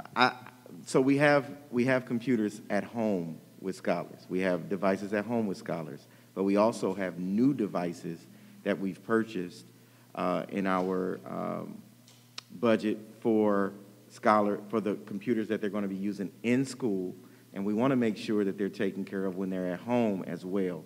So this line item is for headsets across the district, and we've doubled the amount that we've needed. All right, so that's 6,000 students. So explain to me $614,000 for 6,000 students? We probably would have to look at the how much each headset costs in order to come back with that to give you more information. I understand what you're saying, but well, I mean, this is like just an example of what we're dealing with the check register. It says headsets, so we've got, like I said, less than 3,000 students in district, and so it makes sense to me. $614,000. Like I'm the treasurer, I'm looking at this.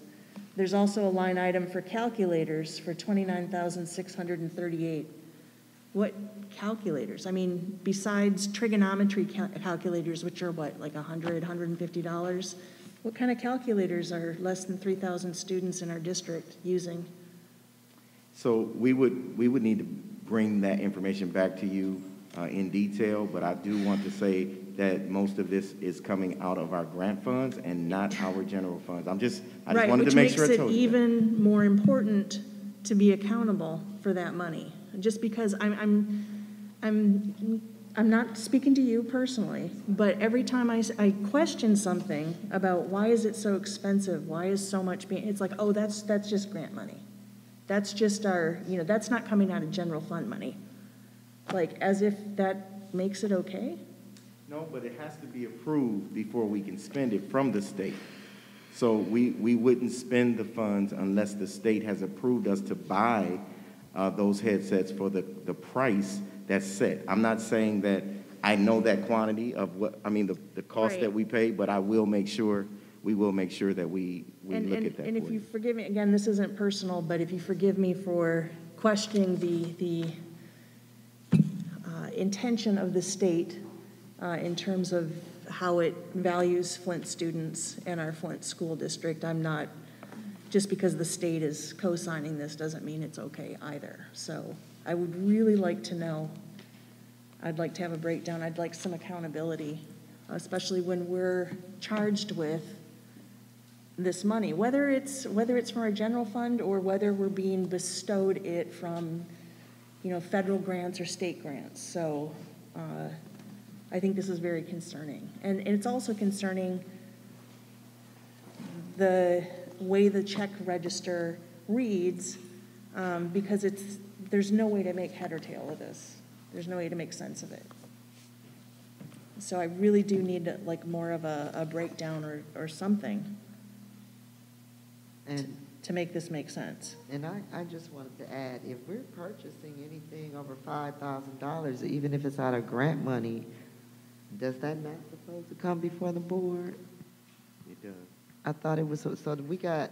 So it would have been included in the whole budget, that would have been presented to the board, Yeah. and you would have approved it. Oh, then. okay, So we don't, once we get the whole budget approved, then we. Right, you don't spend have to based bring upon it that. back, okay, I got you. So And then I also wanted to ask. I want to know where these headsets are right now. Okay, hold on, it's my turn, you gotta wait. Well, okay. You gotta wait. And then I also have a question about, on 5/27/2021, it says we purchased some laptops for St. Paul for $36,385. Now, who was St. Paul? What is going on with that? What is the? So that's part of our, let me get the right term, where we have to provide some of our funds to the, it's part of our fiduciary that we have to provide certain amount of funds to our non-publics, and non-publics get to spend their piece of our different title funds on things that they need for their program. So that will go to St. Paul Lutheran School, because they're one of our non-pubs. Wait, St. Paul, rich St. Paul, with all those resources? She said St. John or St. So we have all of the, I'm non-public thinking about schools. St. John Vianney. You're right. You're Yes. right. You're right. But my niece went to St. Paul. St. Paul, they fare okay, but okay. But go ahead. I'm sorry. So a part of the funds that we receive from Title, some is allocated for the non-publics, and so they get to spend it on running their programs as well. So we Okay. have to make the purchases for them. Okay. Thank you, Ms. Dunphy. You're welcome. Are So there can I just make a response about the headsets? Yes, ma'am. So I went through, well, my staff just went through to help me to be able to give you the details of what this is. So again, when the check registry prints, it takes the first heading. So we purchased headsets, charging carts, carrying cases. And get to the next page. Idea pads, other carrying cases, Google licenses, more idea pads, and then we have more licenses and carts and ThinkPads. So it wasn't just headsets.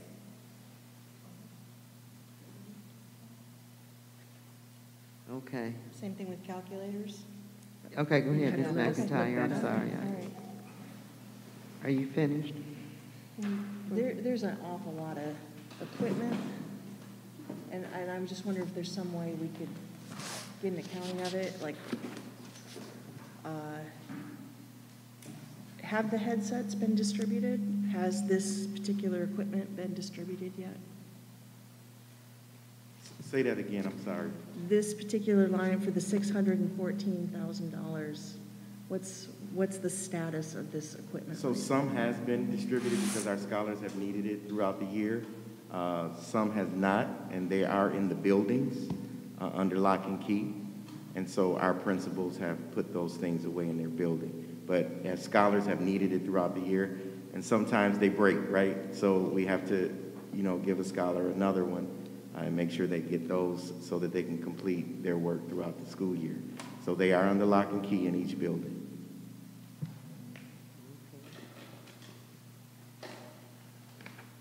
Are there any other questions?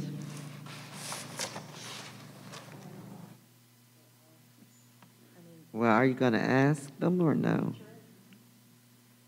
So another line item is to teach out security for $1,377. Why are we, if we have a contract with them, what are we paying them additional money for?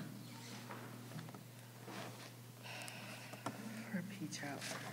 I gotta find where you're referring to.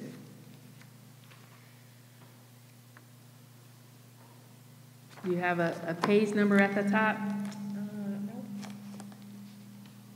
Oh, it says page 3 of 6? So, we would pay the invoices as they send them to us, and this one is showing that it's for a couple of days worth of services. Again, this is the initial description without being able to pull the actual checkup and see the details. This is for services that would have been provided on 325 and 326 for ALA. So even though we have a contract with them, they bill us. So like overtime maybe, or for like? Yeah, we get a bill from them. Great, okay. Every 2 weeks, or Yep. depending on when they provide their services. And did we get about the gift cards? Did they say what, something about the gift cards? Oh, you ain't got no thing to read.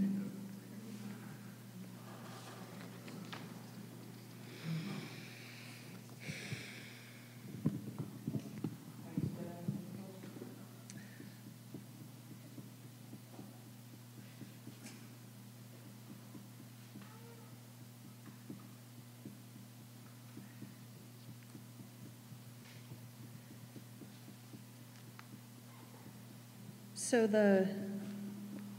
so for $4,000 for yoga mats, is that out of our grant money as well? That's on page 2 of 6.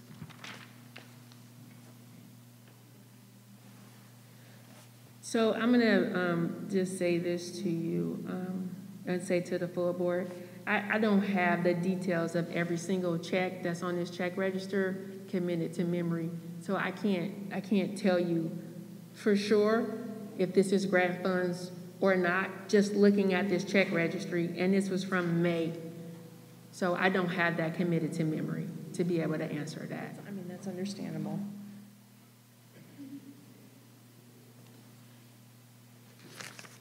Do we have a program that's running that uses yoga mats? We have, through our work with CRIM, we have mindfulness that's been very successful to offset suspension and other. I know that, but is it running? Like, is it going? Like, Absolutely. Awesome. Okay. Absolutely. Yes, ma'am.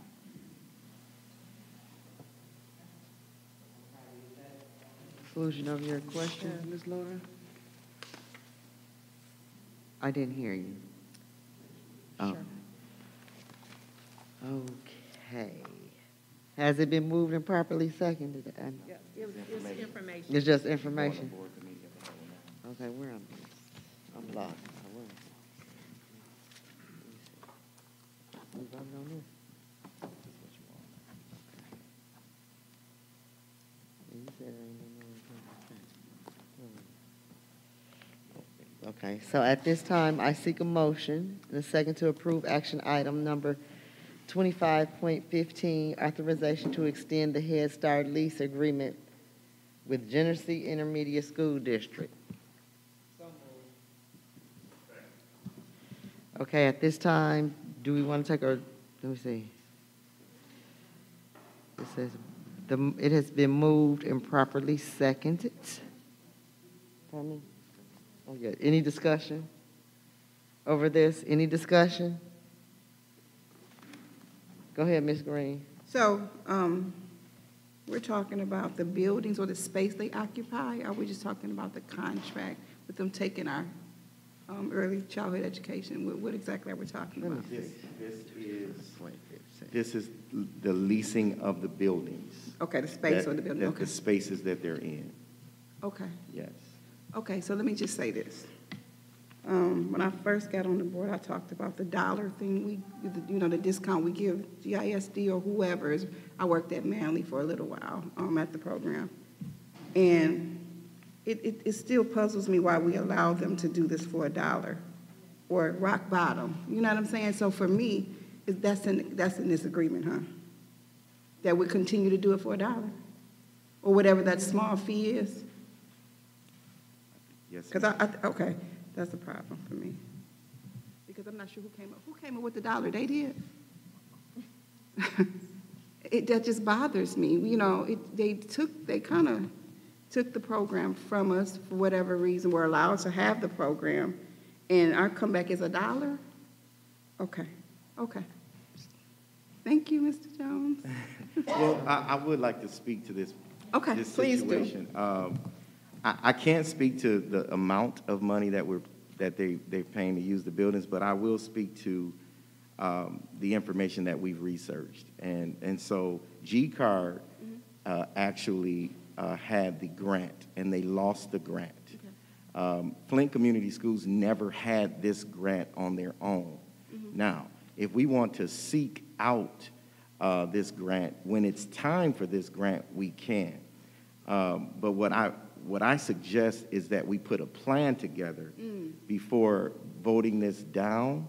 Okay, I'm glad you said that. Yep, before voting this down, because we have community families that are depending on bringing their scholars into this type of program.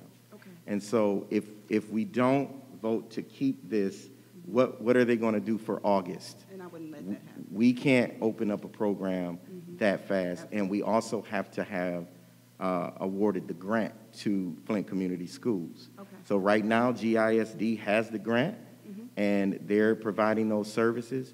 We funnel 200, an average of 200 scholars into our GSRP and kindergarten program through this Head Start, through this lease. Now, it's 500 scholars that they have and they provide services to. We get about 200 of those scholars into our program for FCS. Also, which is very important, our ECDD program, which is half day. They are provided a whole day service because of this program for now. So my point is, let's put a plan together before we if we're going to dismiss it. I'm not saying you are, but let's put a program together and let's talk about what we can do for the future before we decide to dismiss the program, so that our families in our community won't miss out on the opportunity that's right in Flint Community Schools. I agree. So can we talk about the dollar? That's, I guess, the program. I get that, and I agree 100%. But I don't see why we would allow GISD to take further advantage of us. And that's, to me, what this is. Yes, ma'am. With the dollar thing, because I think we could do better. We should do better. Ultimately, the program would be we get the grant and run the program. But right now, I just feel like, I don't know how long this dollar thing been going on, but I can't buy much with $1. It predates me, so Okay, I will. right. So I will do some research. Okay. To support that, and maybe we can talk about it in our subcommittee. Absolutely. Yeah. Thank you, sir.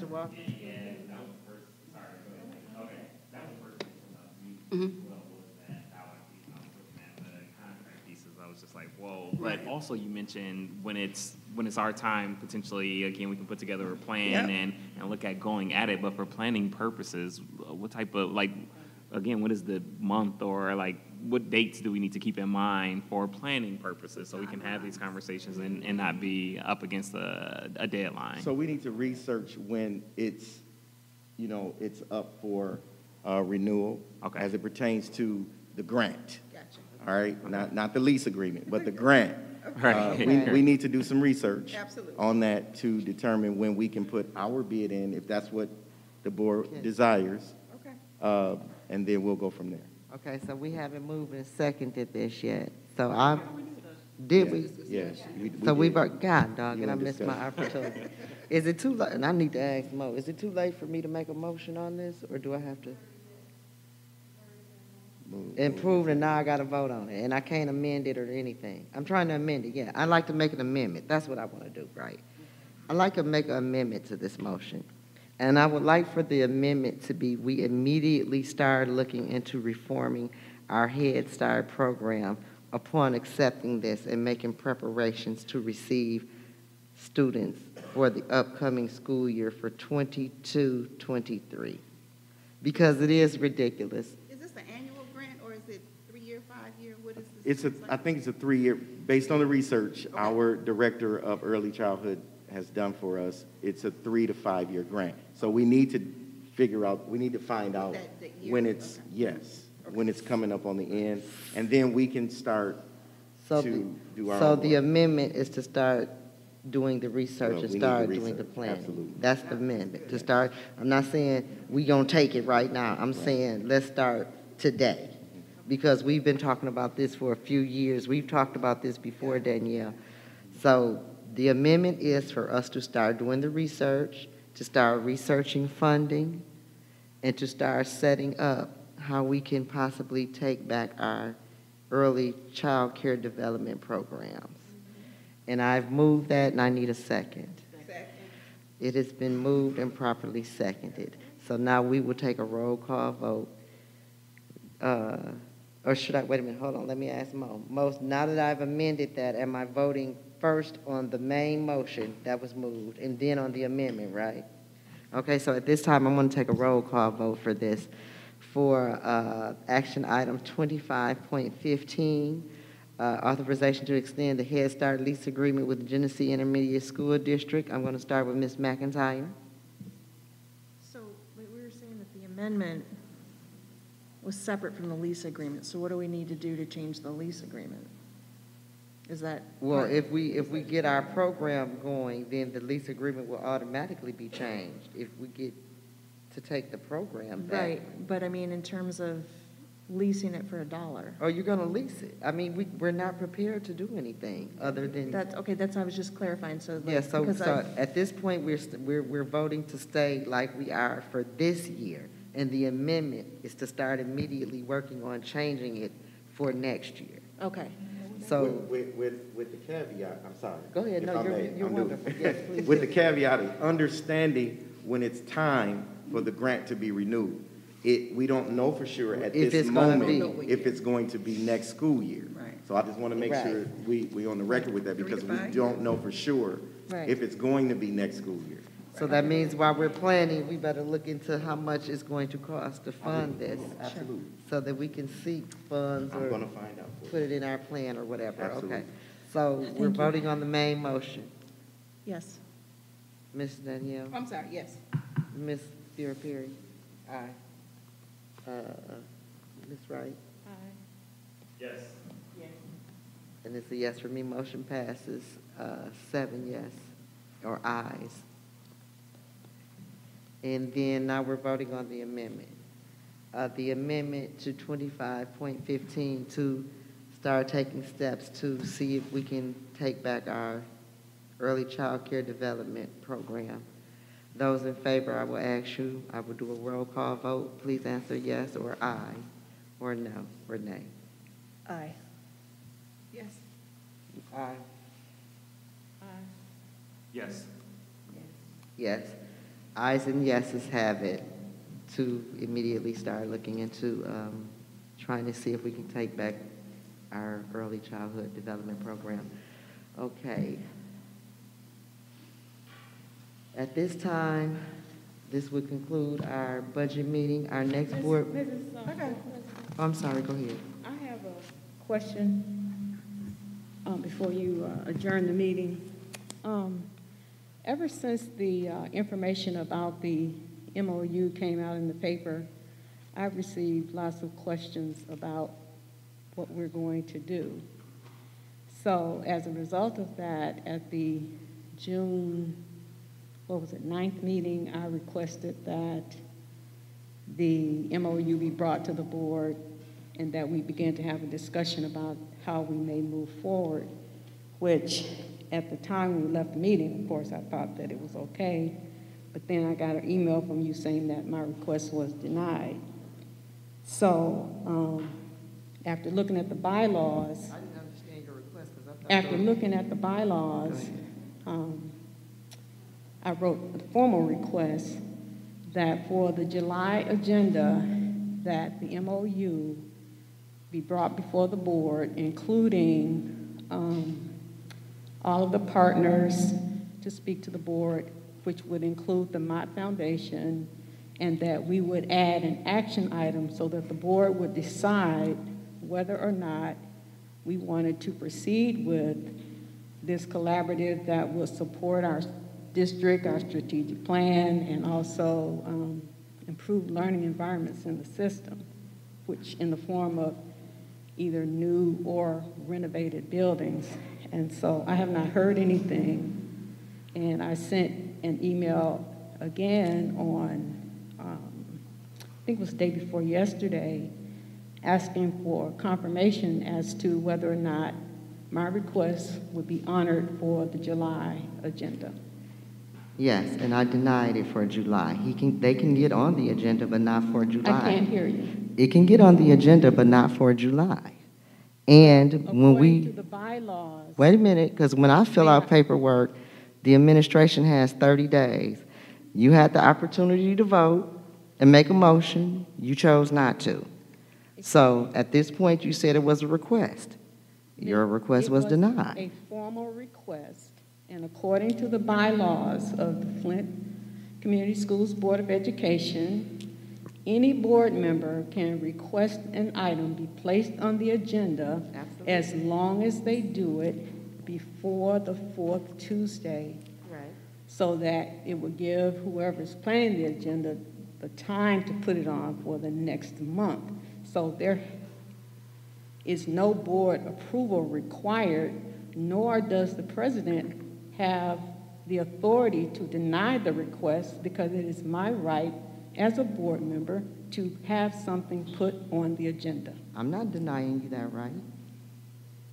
I'm not denying So you it's that for right. the July meeting. That was my request. Oh, no, it's not for the July meeting, because we have a lot of other items that are on there. So because when I wanted to put something on the agenda as the president, you told me, you prohibited me and told me I was putting a horse for the cart and a whole bunch of blowout. Now that you want to throw something on there, like I said, you could have made a motion, and then your motion, if it would have passed, you could have put it on there or whatever, because that was the board's. But you chose not to do that. But you're saying you're making a formal request, and you're telling me I have to accept your formal request. You and do. I accept it. I accept your formal request. You do, and my request was for the July meeting. Well, we're going to have to discuss this outside of that. There's no further Your discussion. It is my request right. Denied. Meeting is adjourned. Board member, you cannot do that. Well, because I'm not going to argue with you, because when you were the president, we could not make you do something. Board President, you cannot do that. Look. Board President, you cannot do that. There is a request. It will not be on the July agenda. It could be on the August. You trying to meet that deadline. That's what you're trying to do. Board President, I'm I already met the deadline. Okay, well, all right, Ms. Wright. Board President, you cannot. Okay, Ms. Wright. You cannot not follow the bylaws of the board. And if you read them, it says any board member can request an item for the agenda for the following month, as long as they do it. Well, it may not have said the following month, but it says right. That's the problem. It don't say the following month. Was that's the done problem. Before the fourth Tuesday. So it is my expectation that this agenda item will be on the July meeting, as I have done the request decently in order per the Flint Community Schools bylaws. In August. Like in you July, said, as I requested. And your request is denied. Mrs. McIntosh, you don't have the authority to alter my request. I have a right to put something on the agenda or deny it. You do not have the authority to alter my request. You can say what you you do like. not Do you have the authority to put something on the agenda? You do not have the authority to alter my request. See me in court. It will not be in You do not July. have the I'll see you in authority August. to alter my request. Okay, I'm done. Okay. Because there is no reason. Is there any other? There is no reason it is why. A reason. There is no reason why. The reason is because your request was denied for the July agenda. It could be on the August agenda. That's the reason. Mrs. McIntosh, because we got a long trail of stuff and people that's been trying to get on this agenda. The longest trail of things we had to do was tonight. I know what we got to do. When you was the president, I didn't run you. Mrs. McIntosh, this has nothing whatsoever. Ms. Wright, you could do 500 cartwheels. It will not be on the July agenda, okay? This has nothing whatsoever to do with my term as president. Look, you could turn it out. Because, as I said, I never spoke to any board members in the manner in which you are speaking. You can do whatever you want. It will not be on the July agenda. And I would like the community and the public to know that the board president of Flint Community Schools is not following the bylaws of Flint Community Schools. I'm following the bylaws. It doesn't say when I have to honor that. The community also needs to know that you are trying to impede the ability of a collaborative in the community to support the schools by bringing support for our students, by support for our strategic plan, and support for our students in the form of new and renovated school buildings. I'm not trying to stop any of that. Could you please stop interrupting me? I'm not trying to do any of that. Would you please stop interrupting me? I have a right to say something as well. You do, but can I finish my statement? I mean, how long is it going to go? Can I just not be interrupted? Say everything because you're you making want. it sound like an argument because you won't let me finish what I'm saying. Because you're trying to attack me because you're trying to push your agenda. I asked a question. And I answered your question. And you're not getting the answer you want, so you're trying to act like I'm doing something and I am not. Nobody has been able to walk in here and say, this is going on this agenda. But all of a sudden, like I said, board policy also states that you have a right to make a motion. You passed that up. You said it was a request. I'm accepting your request. I'm not denying it. But you want to tell me when I got to accept your request. Excuse me. That's where we beg to differ. As I was saying before, I followed the bylaws in making my request. And everybody else has too. Could you please not interrupt me? You heard what I said. I followed the bylaws in making the request in early June. I think it was June 10th. So from June 10th until July, whatever the next board meeting is, there's plenty of time to have this put on the agenda. And as I said, I did it according to the bylaws, and the board president does not have the authority to not follow the board bylaws. I'm following the bylaws. And I'm hopeful that I'm following the bylaws. If this I'm following exchange the bylaws. is played on the news, any news media that would like to Feel see my free. request, you are welcome to. Feel free. I accept your request, and it can be on the agenda, and I'm not trying to stop any progress. I welcome all progress. But like you said, you were going to do something and then step down. So you have another agenda, I feel, because you fight hard for this strategic plan and all that, but you don't come in here kicking and screaming about these babies and this other stuff. You sit back quietly. Now, the bottom line is they're more than welcome. And I've invited him back in March. He could have been came. Now we're in the 19th, the bottom of the 9th, and you're demanding he has to be on in July. They're more than welcome to come. Everybody's welcome to come. We have people trying to get on the agenda, and they came up way before June. Mr. Elamine, the lobbyists that I want to bring in, and the list goes on and on and on, Ms. Wright. So I understand this is important to you, and that's fine, and they're welcome to come before the board like anybody else, but you're not welcome to tell me when I have to put them on the agenda. Now, when you show me some policy that supports that, then we can have this discussion. As I Miss, stated, excuse me, somebody else like to speak if you don't mind. Ms. McNeil?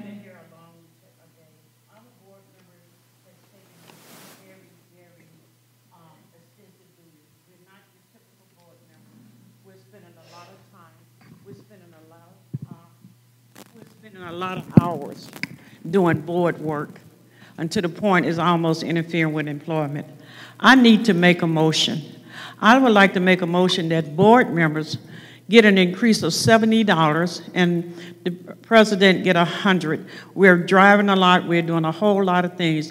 I would like to make that motion. It is time for us to move forward and get past that amount that we get, and at least 70, if that's appropriate.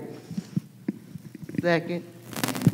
It's appropriate. But the amount board members are paid is set by the state, and it's $30 a meeting all over the state of Michigan. And if you want more, you have to take that to the city. The voters have to vote that in. That's what I thought. So we got to put it on the, Yeah, that's So what it has to go yeah. on the ballot. it has to go on the ballot, okay? Thanks for the info. Work on putting it on the ballot then. Is there any other discussion? I Miss, had a question. yeah, go ahead, Ms. Have we, and I guess I'll ask Deputy Superintendent, when are we putting out our RFPs for the PR firm? Because we have nobody now that can advertise for us, and we need to get a board attorney, so legal services. So when are we putting RFPs out? I'm going to defer that to Ms. Domprey, our RFPs for PR firm. So this is brand new information? Give me two. I didn't, Yep, this is the first time. Potentially to see if we can find an employee to do PR. Right. Nobody asked me to do an RFP for a PR firm. well, the only reason I said RFP, because that's usually how it's done. Gotcha. So that's the only reason why I asked that. I'm going from what I know. Legal services for the board. We do not have a board attorney. So we need to put RFPs out to be able to hire a new firm. So when is that going to happen? Because the board is in jeopardy. We're sitting here with no type of legal the things that need to protect us, that we have to be protected from. So the question is, when will we be putting out an RFP for legal services? Again, this is brand new information for me, so we can work on trying to determine when we'll be able to do that. So tonight is the first time this has come to me. Yeah, because this is the first time we've met. You know, so that's the only reason, and so that's why it's coming now. But now that I've given it to you, hopefully by the July meeting, which I hate we're meeting in July, that means we're meeting the whole doggone year. We should at least be able to get July off, but if we can't, then maybe by the July meeting, which will be in what, 3 weeks? Pardon me? The 14th. do you think we could, would you might have some information of the process of what you're going to do, or that you've put things out? I'm just asking a quick question. So I can tell you that I can get the RFP prepared. It does go through a process and vetting before we actually post it on. I can't understand you, honey. Can you come to a mic, please? Because I don't need a mic, but if you have a weak voice. So by the July meeting, we can have the RFP prepped, but there's no way for me to actually be able to have it posted, closed, and vetted in that short of a time frame. But I'm more than willing to start the process on those RFPs for you, for those two that you just identified. And that's what I'm asking for. I know it's a long process to get it done. I just want to make sure we're working toward getting this done. Absolutely. Okay, I'll be more than happy to keep that up to date. Thank you. I got a question. Back when I was treasurer, when I was asking about, about board attorney and all that different stuff, I found out that a lot of districts don't even have board attorneys. And I was also. So I'm not sure, is that something we need, or that's just something we used to have? Well, what was told to me by somebody, because we have several firms already retained, that we could get representation from one of those firms that are already on retained. Yeah, I'm looking at the saving aspect of it, because I was told we don't need that's like, why do you even have a board attorney? So I'm not sure if that's something, so you won't waste time doing RFP just to find out if that's legitimate or not? I'm not sure. So I was told that. Well, I need someone to research it. Right. And let us know. Right. And I got another question too, and I'm sorry. Go ahead. So I'm looking at this, and this triggered a thought. Huh?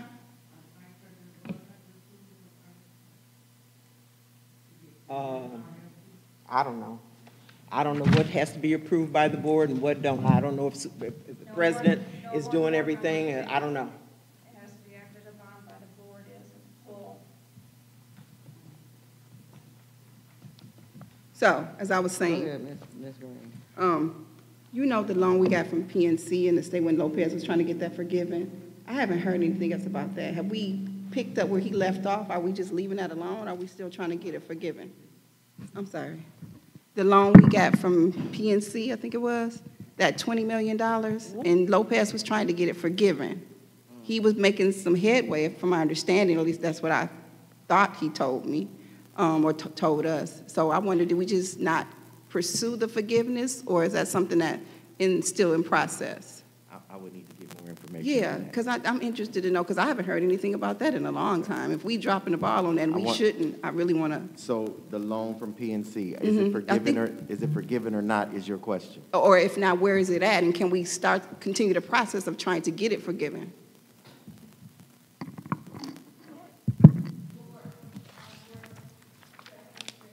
Yes, ma'am. Consultant from Baird. Oh, hey. Hey, how are you? That's who used to come talk about it. Okay, hey. Yeah, hi, how are you? It's Brian Loeffler with Robert W. Baird, your municipal advisor. Hey. We need a mic. Oh, I'm sorry. That's You're more spry than me. Brian Loeffler with Baird, and it's Robert W. Baird, no affiliation with Mr. Baird, so I just make sure.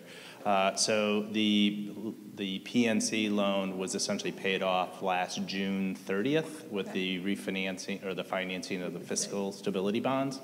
So they were paid off at that time.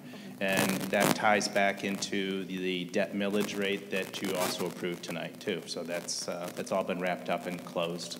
So if you have any more questions, I'd be more happy to answer that. So when you say it's all been wrapped up and closed, what exactly does that mean? We don't have to pay y'all? We don't have to pay them? What you're doing now is you're paying bondholders. So that essentially it's like a loan that was outstanding with PNC for your state aid notes. Okay. And that those state aid notes were being paid from your general fund. Right.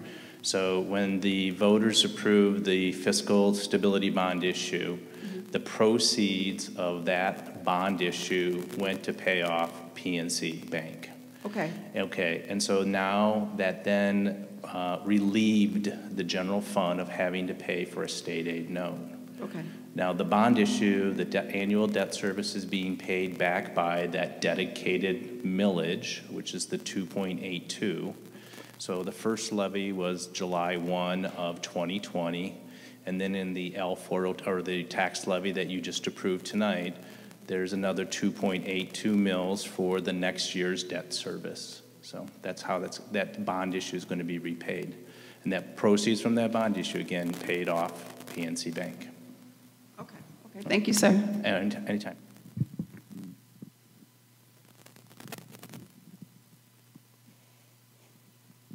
Any further announcements or comments from the public? Ms. Wright? Okay, first of all, I want to say that I think that it's really sad that as a board member, a request that has been made following the rules, so to speak, has been met with such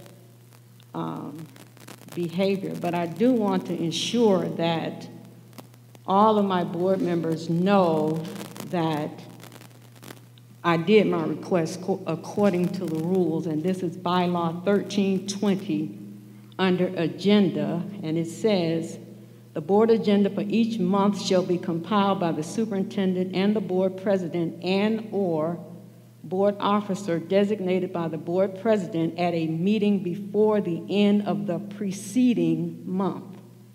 Other board members may request items be placed on the agenda either through the board president prior to the fourth Tuesday of each month or by motion and approval by 2/3 vote of the full board. And as I said, this says for you do it in the preceding month, which is you want it done in the following month. Right. That's what that says. Right. And I will again repeat that it is my expectation that since I have followed all of the guidelines of the Flint Community Schools Board of Education bylaws, that my requests be honored for the July meeting. The July meeting is full. Your request will not be approved and for July. I will also ask my fellow board members to not allow our board president to treat a fellow board member this way when they have followed the rules.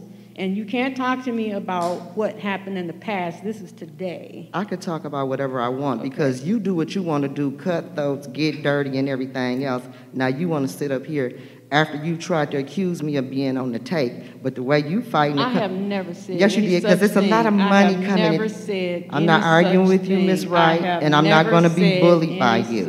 Okay? You, like I said, if you want to go 2/3, you want to bring it before your board now, we're all here. No, because I did it before the 4th Would you like to vote on it? It does not require a vote. Okay. It does not That's require fine. a full vote. Well, So I've been waiting to get my people in, and everybody else has, and we've done that months ago. So why you think you're special, I don't know, but I'm not going to argue with you. I'm not giving this any more juice. I don't know why it's so detrimental that you're ready to kill for July, but it's something up your sleeve, and that's your business. But I don't have to fall into that. I don't have to accommodate that. I don't have to be bullied by you. Is there anything else that you would like to say? So I will look forward to that on the July agenda. Thank you. Well, we'll see. Meeting's adjourned. The time is 8:45.